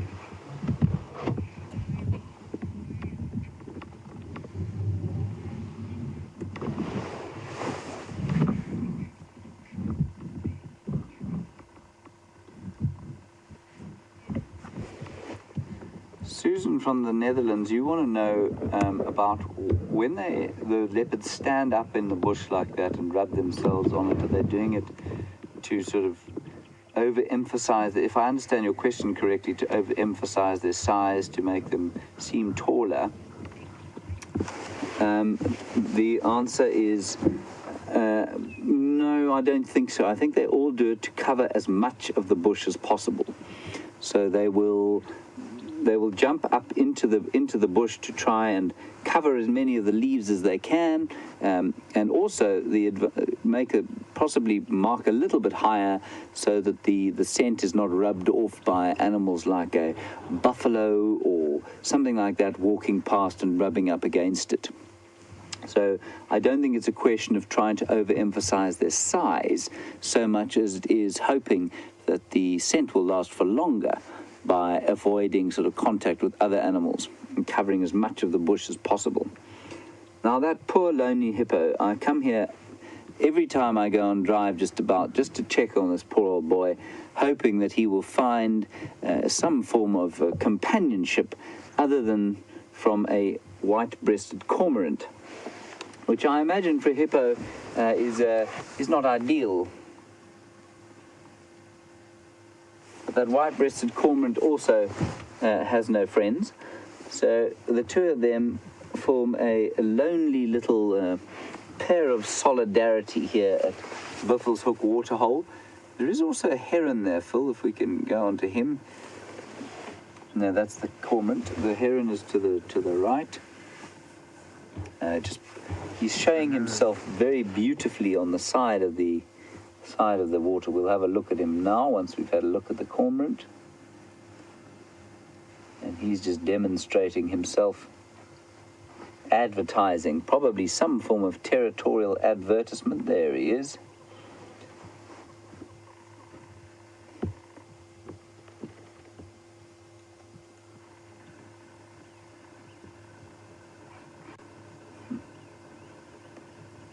And as I like to say at this time of the day, so we have the sunrise, and it feels like the earth is taking a great big breath in anticipation of what's going to happen.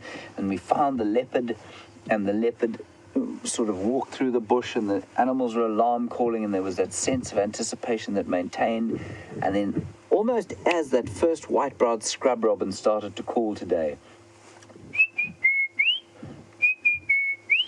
it was like the earth was sort of breathing out, exhaling, and that sort of mid-morning lull of peace took over the area, And that's very much the feeling that I have here at this waterhole with our two lonely friends and the preening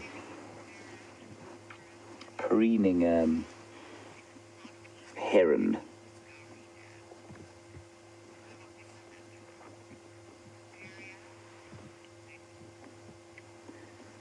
Right, and we've had another update from Siberia, the Zumi.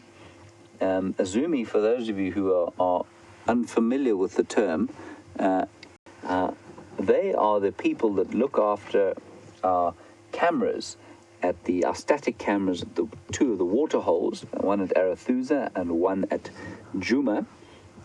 And they pan and search for animals and listen out and do an incredible job just keeping tabs on what's going on at the water holes, because we obviously can't look at them all the time. In Siberia, thank you very much for your update. She saw a giraffe there, and apparently it went off in a southeasterly direction.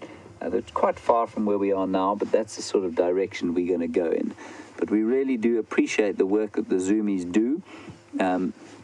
It's a great task that they do for us, and it's a great task they do for conservation. They probably don't realize it, but they're making an enormous contribution to conservation, and we're most grateful to them.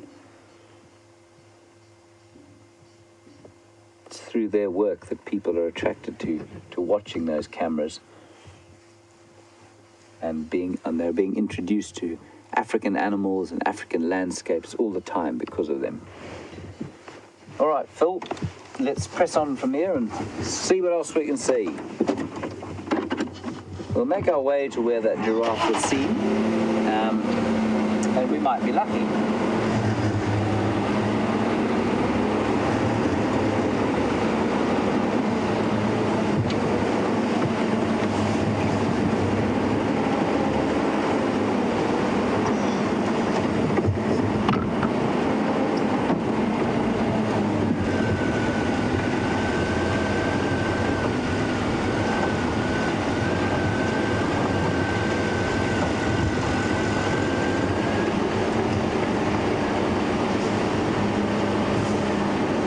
In Arkansas, a fascinating waterhole question. I'm just going to wait for this errant Birchall starling to move out of my way. Go on. There we go. You want to know about crocodiles. Now, I'm going to answer your question. We're going to go through a dip here, and you might lose picture, so I'm going to do it once we're down through the dip.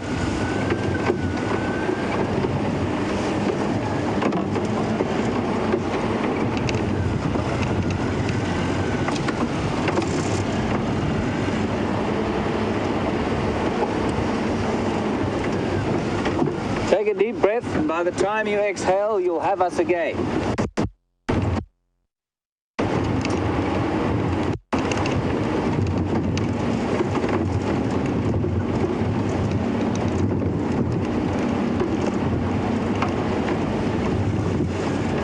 Right, Joan, I hope you're still there. Crocodiles like to move. So, a bit like the hippo. You would have seen probably maybe a crocodile in one of these water holes. That's often not a permanent arrangement. They can move huge distances. We tend to think of them as being water-bound, but they're not always.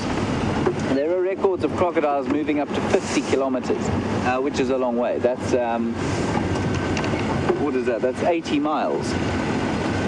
No, sorry, it's not. It's less than that. 80 kilometers is 50 miles.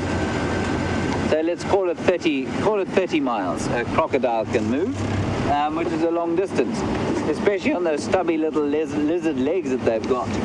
So you may have seen a crocodile in an area like this, but much like for that hippo, if he's on his own, or she's on her own, the chances of mating and breeding are obviously hugely reduced. So crocodiles will come through, maybe they're on their way to another river or a bigger dam, and they'll stop over for a day and then move on from there. So south of us, about 3 kilometers as the crow flies, is the Sand River, where there are plenty of crocodiles. And then to the north of us, the largest water is an enormous dam in in the Manyaleti Game Reserve, and I suspect there are quite a few crocodiles there. I have yet to see a crocodile here at Djuma, but I would never go swimming in one of these water holes because you just never know. They will appear one day.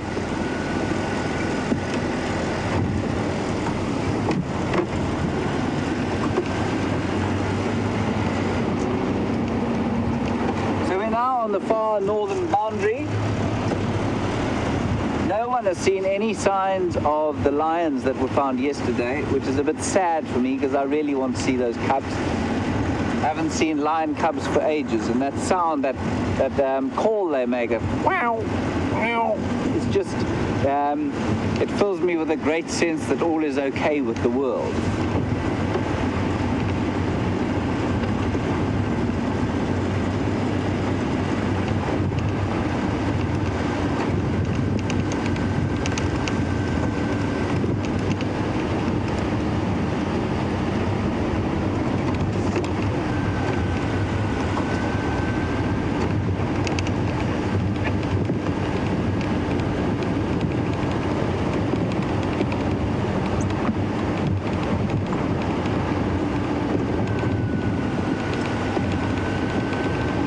So apparently a bit of a chatter about that lonely hippopotamus, and that the lonely hippo would make quite a good book title. It probably would, especially if it was, oh, there's some nyala there. That's a really nice little herd of nyala.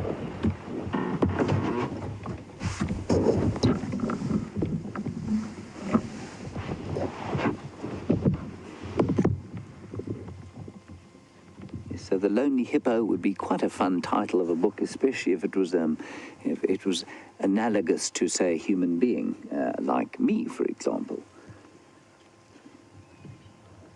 And then Gerda, you ask about if when Hippo was hairy, those great children's stories. I definitely read that as a child, but I actually can't remember the story. They're still sold all over South Africa, those great stories.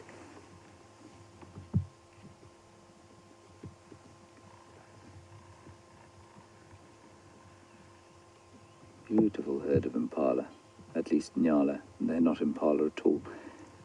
We're sufficiently far away from Mvula.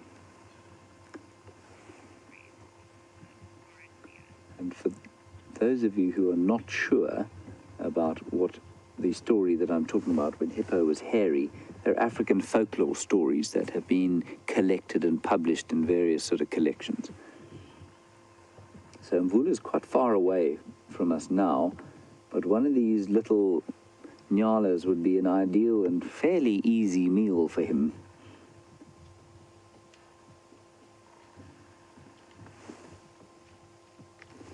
So they'll want to stay around this area.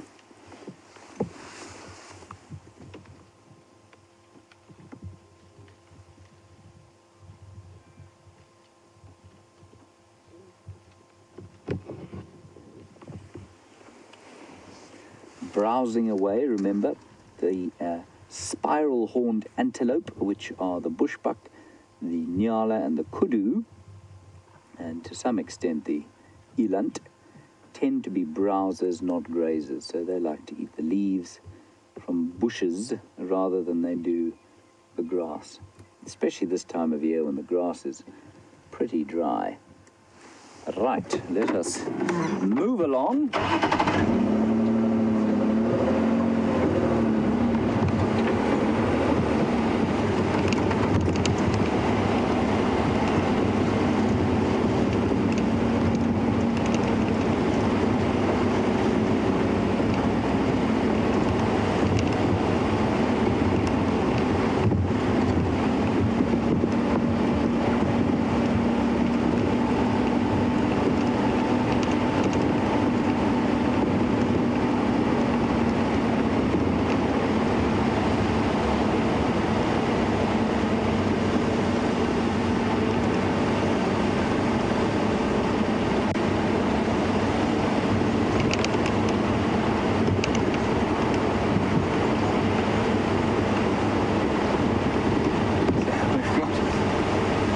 I just want to thank you. The crocodile question and some of the follow-up from it has come from Teresa and X-Ranga. I hope I'm getting that name right. Apparently there was a crocodile here resident in summertime. So they'll sometimes do that, especially if they're young males who've been tossed out of a territory by the bigger ones, or even a young female who's been tossed out by larger ones. They'll come and spend sometimes extended periods in water holes like that, and then move on. At one of the places I used to work called Ngala, just up the road, the crocodiles. Sorry, there's just a track there on the road. The crocodiles, there was a pair that lived in a dam. Quite a lot bigger than that dam. I think it's from an elephant. So quite a lot bigger than the dam we were at earlier. And the pair was permanent residents because they could breed there.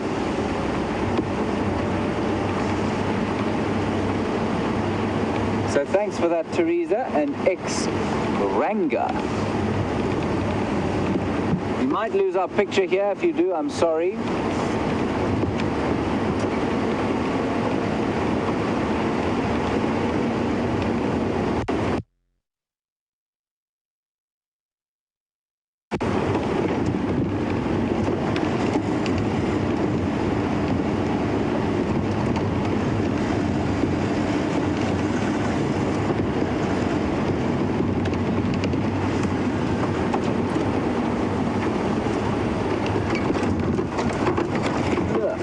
Phil. Kathy, you were asking earlier about, if I'm understanding the question correctly, about fire damage. Sorry, that's Kathleen. And Kathleen, fire damage in the area, I haven't seen a huge amount here.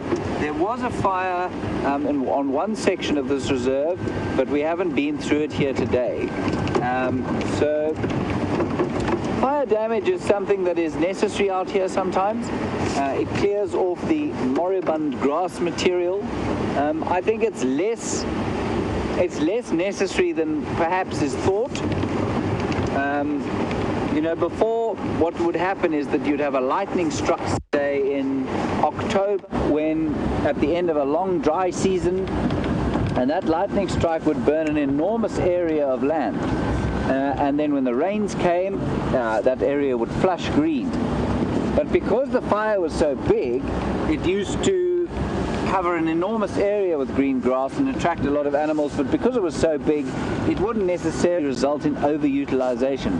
These days, because everybody owns little parcels of land, they all burn little pieces of their land, those areas then tend to get very concentrated activity from animals, and that could do quite a lot of damage. So you've got to be quite careful about when you burn and why you burn and how you burn.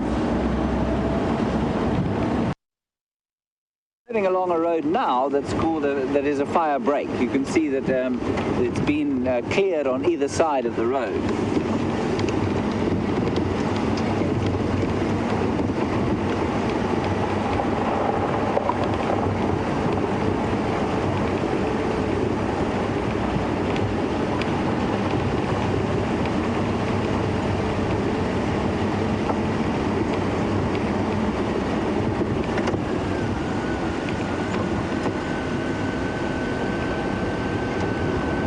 And the information about the crocodile continues to flow in. Thank you very much for it. Please keep it coming. I love hearing this sort of historical stuff from those of you who've basically been on Djuma longer than I have. Apparently the crocodile was around for about 12 weeks, is that correct? About 3 months? That's from Chris. Thanks for that, Chris. Yeah, and then moved on. So I wonder where he went. It was 12 foot long. Sorry, I'm having trouble with my radio here. That's a pretty big croc, 12 feet. That's a pretty big crocodile. Almost, probably 3.5 meters.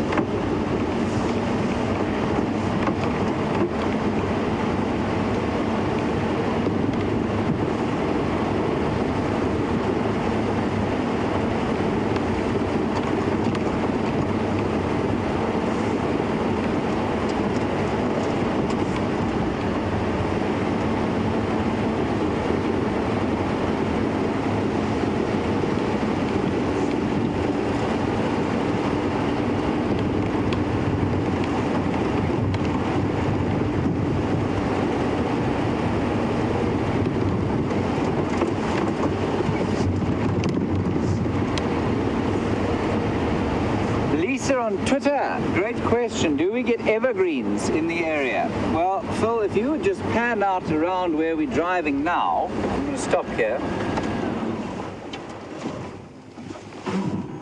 We're now sitting almost in midwinter, Lisa. So the green that you can see is generally from either an evergreen tree or from what we call a semi-deciduous tree. Now, a semi-deciduous tree is a tree that's kind of halfway between deciduous and evergreen, and that's definitely an evergreen that Phil's on now. It's called a spike thorn. And a semi-deciduous tree will kind of lose their leaves at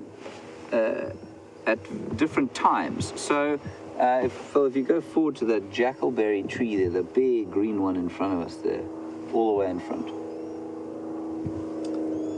There, that big jackalberry there, that's a semi-deciduous tree. It will look green almost all the time, but what happens is that half the tree will lose its leaves during the course of the year, and they'll grow back almost as fast as they disappear. So it doesn't go dormant completely like, say, some of the combretums. All the red bush willows, which are the major trees out here, will lose their leaves completely. In fact, all the bush willows will eventually lose their leaves completely. So something like that jackalberry, or the marulas, I mean, like that one that Phil's on now, and that's a knobthorn, they also lose their leaves completely. And the reason for that is that the bush out here, remember, the temperature never drops that, it never gets that freezing cold, and the day never gets that short. And that means that, so unlike in sort of higher latitudes where it gets much colder and the day length gets much shorter, it's very difficult for a tree to survive, and the best strategy is for it to lose its leaves and just go dormant for the duration of the winter. Here, because of the summer, it's often quite a good strategy for a tree to maintain some leaves, because they can still photosynthesize nutrients. The sun's angle doesn't change enough for that to be a difficult process, and so that's why there are a lot of semi-deciduous and evergreen trees. That tree that we saw the leopard marking as territory on mostly is a guarri tree, and those are evergreen and very full of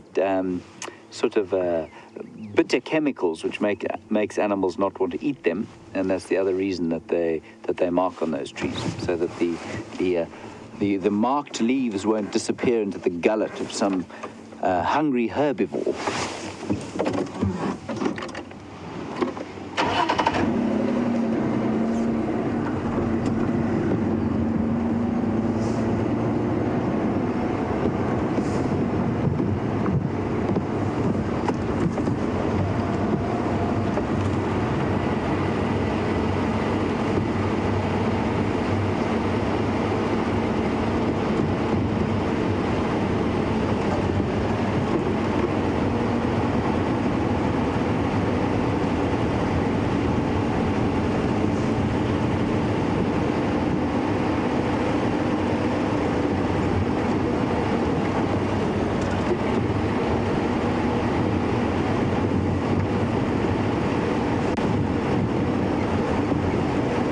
Next to this jackalberry up ahead here, and you can have a look-see.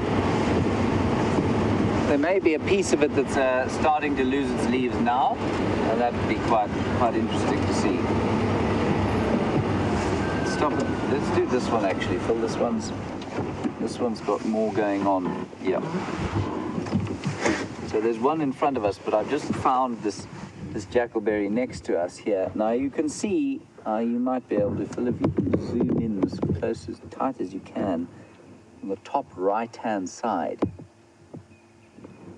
There we go, yeah, on that little bit there. You can see some of those leaves starting to yellow. And those are going to drop off fairly soon, but this tree it might be without leaves for, I've seen one jackalberry lose all of its leaves at one time, but a week later it's got them back again. So a jackalberry is what we'd call a semi-deciduous tree. The jackalberry's botanical name is Diospirus mespiloformes. Now that's an excellent word to use in the cold morning when you have to take a game drive and explain things to people, and your lips don't want to move in the cold, and so you say Diospidus mispiliformes many times. And people think you're stark raving off your head, and you might be, but it's a very good way of making the lips move in the morning. Diospidus mispiliformes, the semi-deciduous tree of the lowveld. Right, and on we go.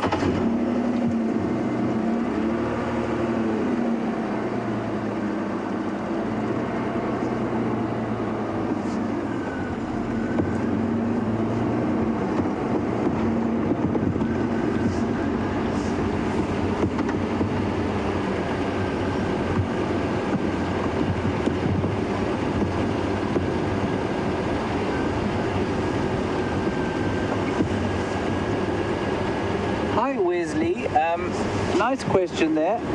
You want to know if... Sorry, thought I saw something. You want to know if caracals or honey badgers are more often found here in the bush. The answer in this particular area is probably honey badgers. We see them a bit more. But in certain parts of the country, caracal are very common. In the Karoo, which is a semi-desert environment, and down in the center of the country, caracal are very common.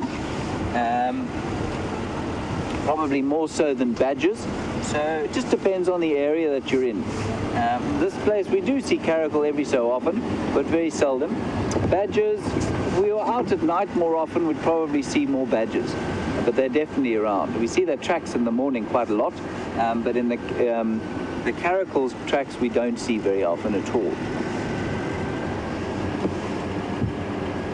So this is roundabout where we don't see very often at all. So this is roundabout where we hoped that the giraffe might be. I'm not seeing his regal horns peeping up over the trees just yet.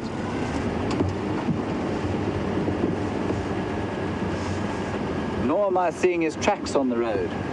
But we are now southeast of Gari Dam, where Siberia saw him.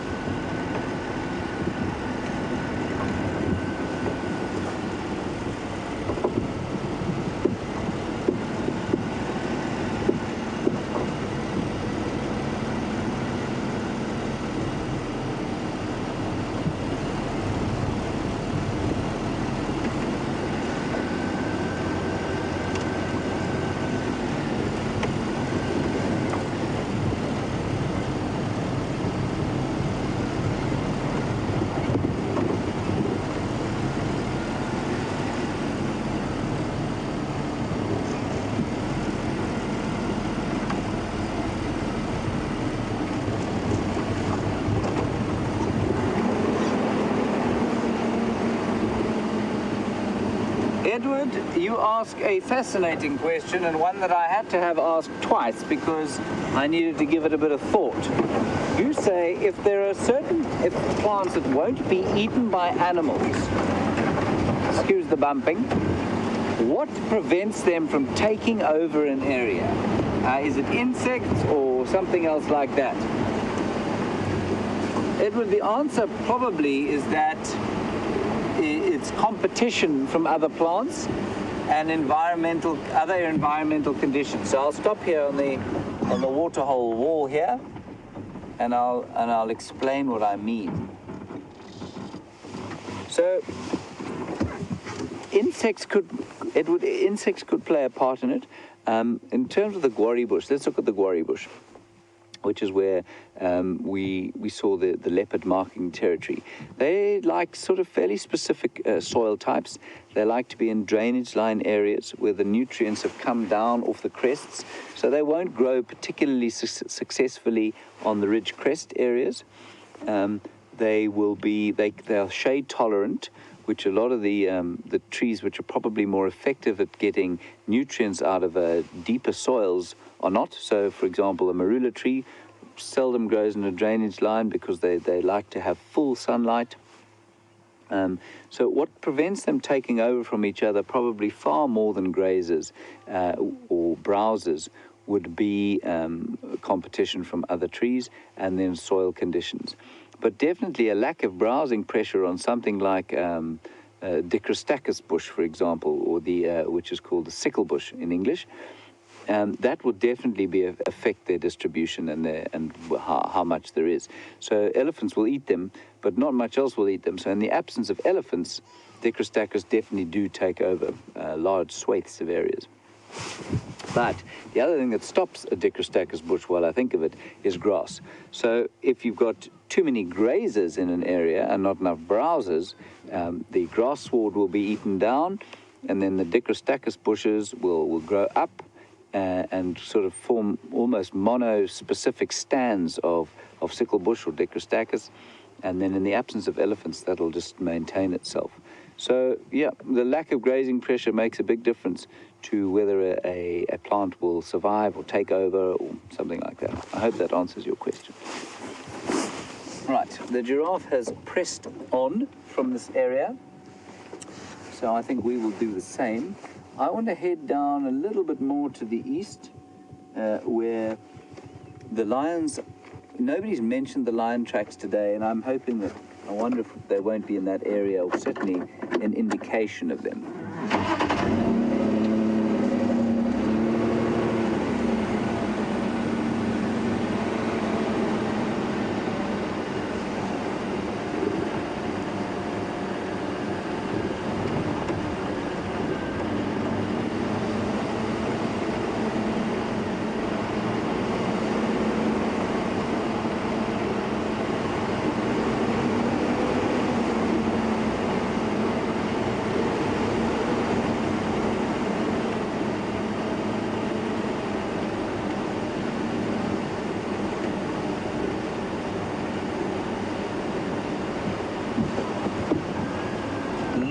From Alabama. You ask an interesting question about termites.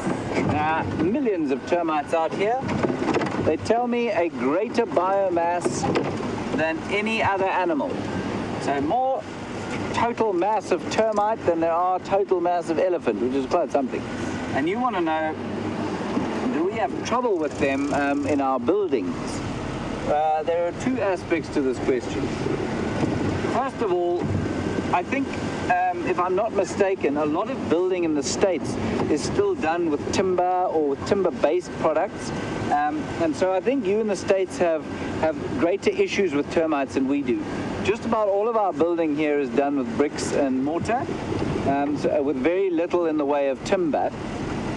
And so in terms of buildings, we don't tend to have enormous termite hassles.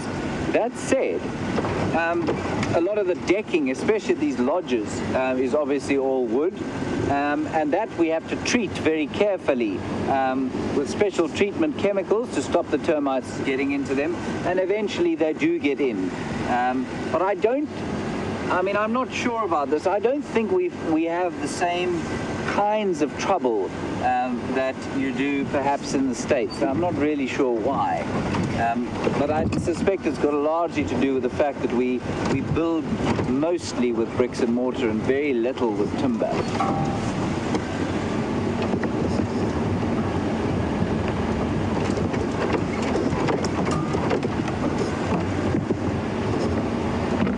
But absolutely, termites will eat any form of dead wood that they can get their little teeth into.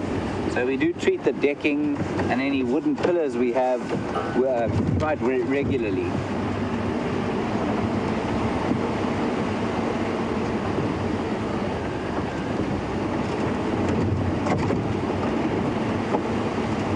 Phil, can we just have a look on the ground here? Now, I'm just going to jump out the car here and show you a track.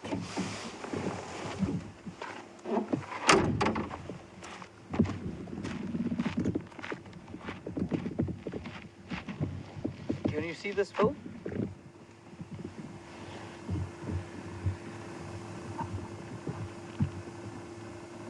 Can you see it? All right, so we're looking at here this track that to most people would look like a snake track initially. And indeed, that's what I thought it was to start with. But if you look very carefully, you can see here, you won't be able to see it from there, but I can see it, a track here, and another one here, one here, one here, and those are feet. And as we know, the very definition of a snake is the lack of feet. And so this is the track of a monitor lizard that has been lazily dragging his tail along the ground in this very regular sort of fashion. Probably moving, we followed him this morning, he probably went all the way into the Gari Dam. Moved from the Twin Dams area all the way up here. I mean, a monitor lizard is not a big animal, so quite a walk for him. And again, we had that question about the roads and whether animals use the roads and why they like to use the roads, and it's just easier for them to move along the roads, just like it is for us. So for that monitor lizard to walk along a conveniently graded road rather than through some predator-infested bush would have been a much better option. It's not the first time I've seen this track in this area. It's quite interesting. I think he's quite a mobile fellow, this monitor lizard. Plug myself back in.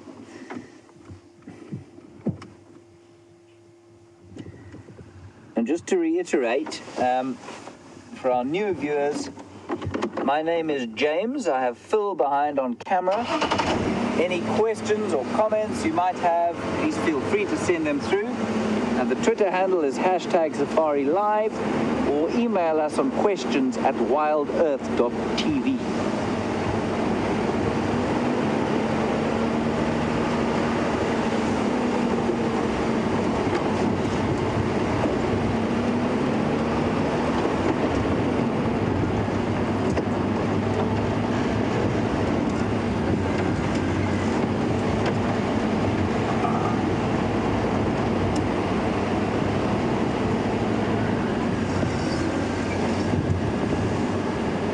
Favorite things when I'm looking for, or when we see lion prides with little babies and the big males, is to watch the interaction with the little cubs and the big males. It's always, especially, well, obviously only if they're their fathers, and it's just a wonderful thing to see.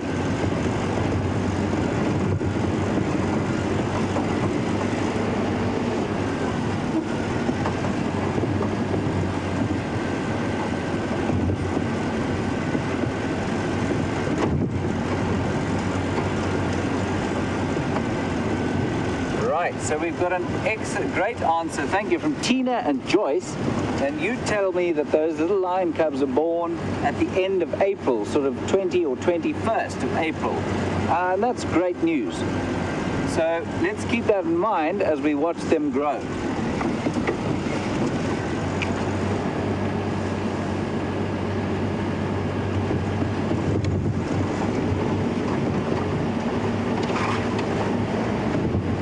So they're just about, what would that make them? It'd make them almost 2 months old, would it?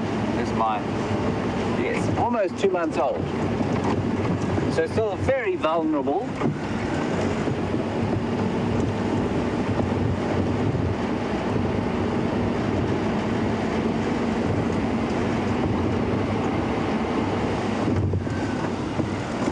Now apparently the lions were calling towards this area this morning. But I'm not sure at this stage.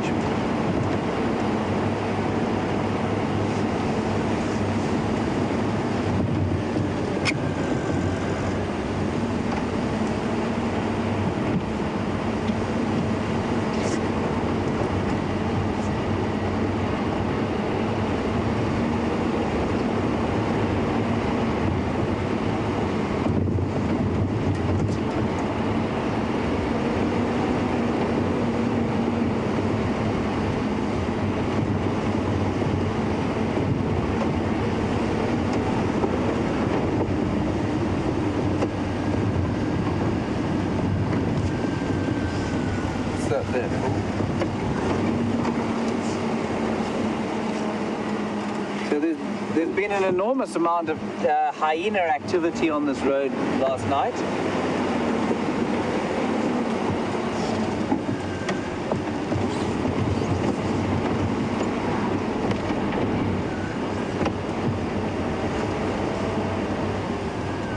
There are some lion tracks here. They're not very new though. Wesley, another question from you, a great one, a nice one, because it invites speculation, and I'm not really sure. So you want to know how fast, sorry, we have got lion tracks here. You want to know how fast a leopard is in comparison with a lion. Well, some researchers reckon that they've clocked a lion doing 80 kilometers an hour. That's pretty fast. It's about 50 miles an hour. And I think a leopard, by virtue of its size and its similar build, will probably not be quite as fast as that. But on takeoff, I would say quicker. So they'll be from 0 to top speed in one step. But if you were to put them on, say, a 400-meter track, I think you'd find the lion was a bit quicker. So a leopard, I'm going to guess at sort of maybe 60 or 70 kilometers an hour. But very difficult to measure because they don't ever sort of run in one direction like a lion would, or certainly nothing like a cheetah would. But they're incredibly fast off the mark. I mean, their reaction speeds are unfathomable to human beings. We would just never compare. So when I was still a young trainee buck, just north of where we are now, my friend Elvis and I were tracking a leopard, and we surprised her, and she charged us. And I say charged in that all she was doing was trying to get away from us, but she did run towards us to start with. Now my training was, I was carrying the rifle at the time, and my training was that if that happens, what you do is you load, the rifle's unloaded at the time, so you load the bolt and then you aim, and you get the tracker behind you. Well, by the time I thought I got the rifle onto my shoulder really fast, but by the time I had the rifle on my shoulder and I was aiming, there was nothing to aim at. She disappeared completely. So they're so fast we can't actually conceive of how quick they move.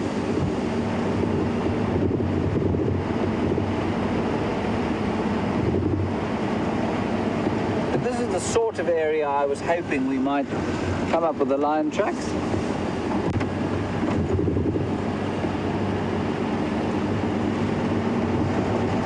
Might be lucky.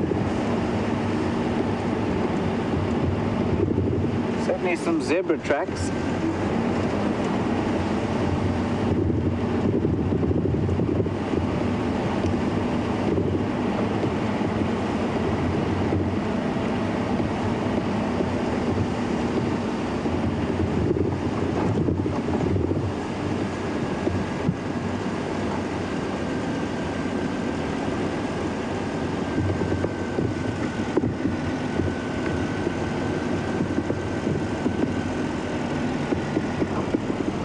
Hello, Tim in Arkansas. Thank you for your question. You've obviously heard some of the radio chatter that goes on, and you'd like to know what it means when a sighting is zoned.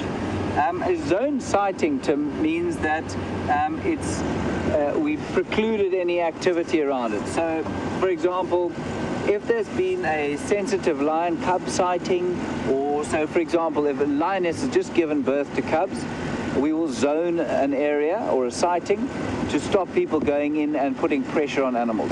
So any time that there's going to be pressure on the animal from too many vehicles, or when we don't think that having people or vehicles around or we think it'll impact negatively on an animal, then we will zone it, and that's what that means. We might also zone an area if we're doing walks. So, you know, it's nice to walk in an area when there are no vehicles around, and especially if you're approaching big game. Say you wanted to view an elephant bull on foot. To have vehicles driving around can be very distracting, and you don't want to be too distracted when you're viewing an elephant on foot, do you? So we might zone an area for that.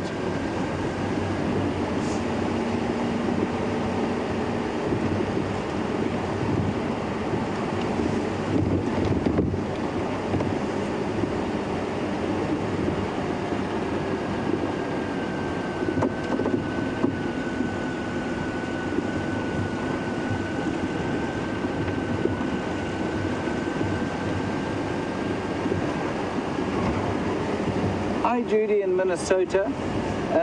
You want to know how far would a lion pride move with cubs that age? The answer is pretty far. I mean, they could go, I think they could probably push those cubs to moving up to 10 kilometers in a night. But they won't, or 16 miles, and I don't think they would have gone that far. Remember that a lion pride territory is about 6,000 hectares, or what's that, about 15,000 acres. So, I mean, they won't move through that entire area. But on a reserve like this, which is 1,500 hectares, or about 4,000 acres, lions can move off and on dependent, because their territory is so much larger than the reserve we're on.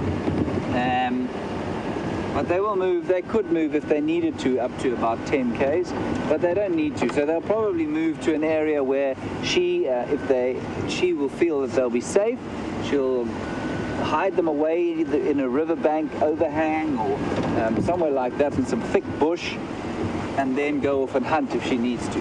So the answer is up to 10 k's, but basically as far as she needs to move them before she needs to do what she needs to do.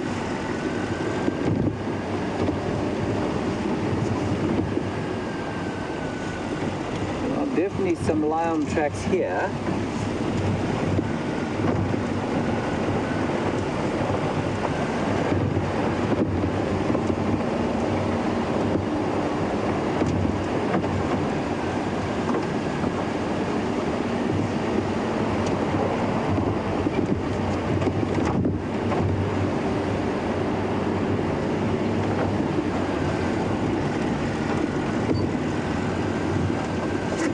So our signal tends to get a little bit dodgy here, especially the radio signal. So we lose you, I'm sorry about that.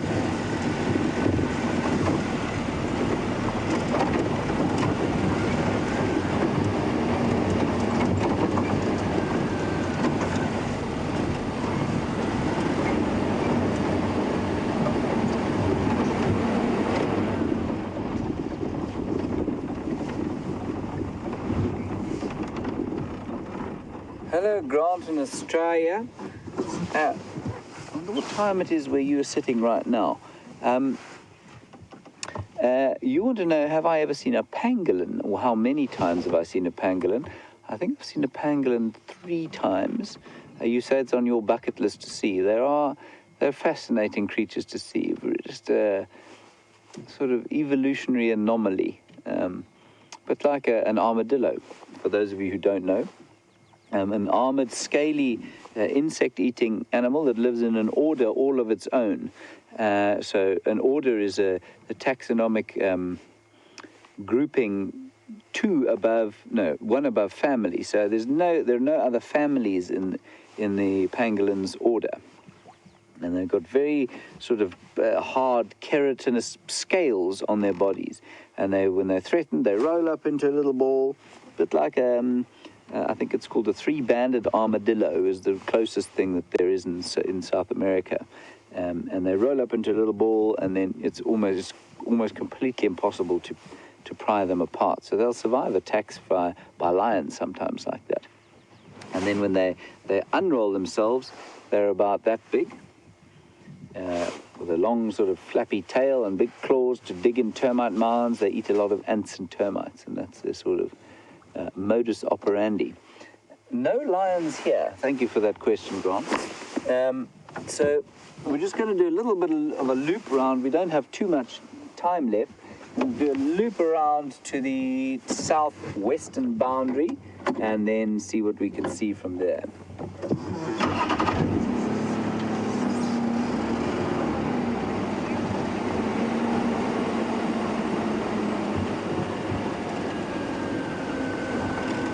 Rome, you want to know if I have a bucket list full of animals? Yes, I do, sort of. I would really like to see a wolf in the wild, a pack of wolves. I would like to see a Kodiak bear in the wild. I would like to see a tiger in the wild. And I would like to see a jaguar in the wild. Those are the sort of bucket list animals I have.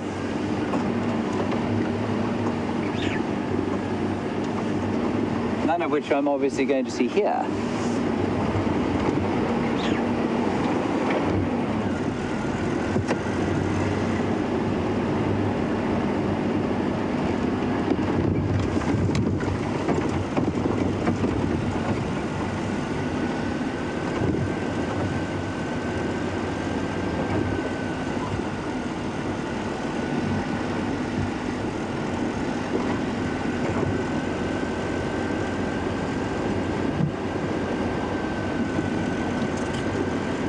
In Helsinki, Finland.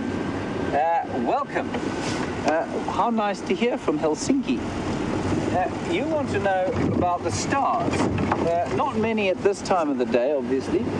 You want to know what are they like in the Sabi Sands and what is my favorite constellation. The stars are excellent on the moonless nights, especially in summer after the rains, or when a front, just in front of a cold front. It tends to clear the air quite nicely. So when there are no fires and when the air is clear, the stars are magnificent out here. They really are exceptional.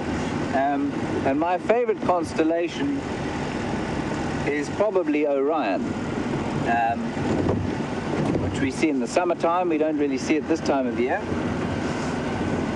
And that's just because there are a whole lot of funny legends around it, which I really enjoy.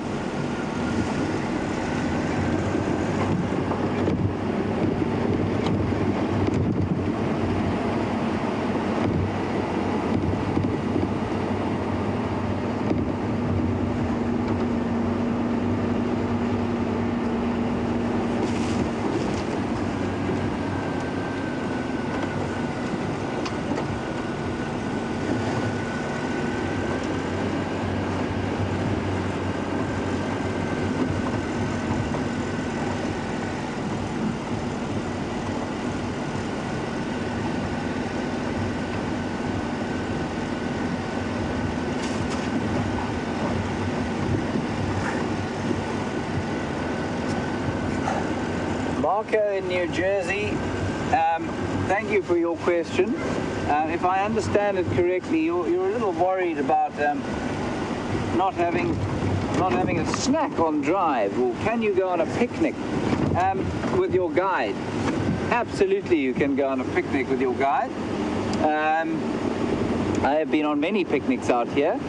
You can eat in front of lions if you like, at a sighting. But normally what we'd do is we'd go to a sighting, then we'd find a pretty area and settle down in for a good picnic. Some of these lodges make incredible cuisine, and they make amazing picnics, and there's no better place to enjoy a picnic like that than in a drainage line on a hot day underneath a jackalberry tree, or on a day like this up on a crest beneath some marula trees. It's really nice to be able to do that. And then in the Kruger Park, if you happen to drive yourself in, there are designated areas. There are no designated areas here, which is great. So you're left to find whatever area you'd like to have your picnic in.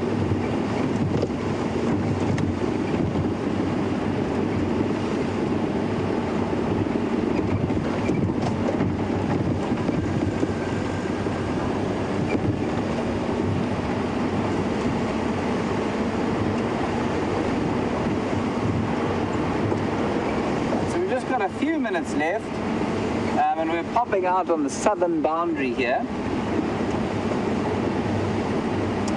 I have yet to see any lion tracks crossing out, but if they did, this is where they would go. Because where you saw them last night is pretty much the northern extremity of the Styx Pride's territory. So I haven't seen them crossed out. I'm sure there has been quite a lot of activity along this road today, so it's quite possible that they have.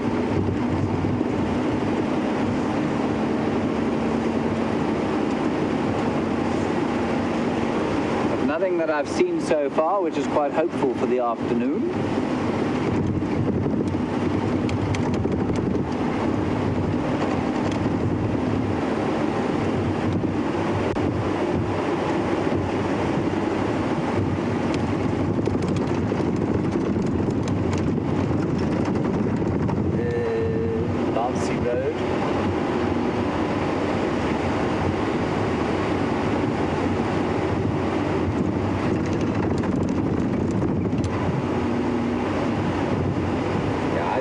To have to follow up on these lions this afternoon.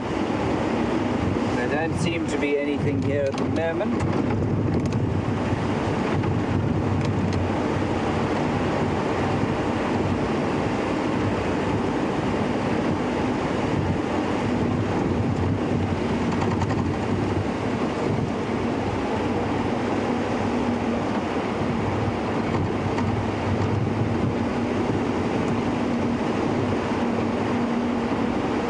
Hello, Gilly from Wisconsin. I seem to have, I'm going to stop here just for the last 2 minutes. You seem to be in a state of abject shock that I didn't mention polar bears or brown bears. By Kodiak bear, I meant a brown bear in North America, and wolves in North America too. I'd love to see them there. Polar bear is a good one. I should have put that on, and it definitely is on the list there. So let's just recap my bucket list of animals to see. I would go with wolves, European or American, Kodiak bear, polar bear, tiger. Afternoon. I think you'll probably be with Brent this afternoon. Maybe Eugene has managed to fix the vehicle, in which case we will give him breakfast, and there'll be 2 of us out this afternoon. But thank you so much for your comments and questions today. It's been wonderful having so many questions. It's kept me busy and kept me entertained and kept me talking, which is the main thing. So thank you very much. It's been a great day to see the beautiful leopard. I think we were really lucky with that. And now, as the earth starts to exhale and go into that sort of soporific stage of the day, we're going to leave you and wish you a great night or morning or rest of the day, wherever you happen to find yourself in the world. Thank you for a great morning, and we will see you later.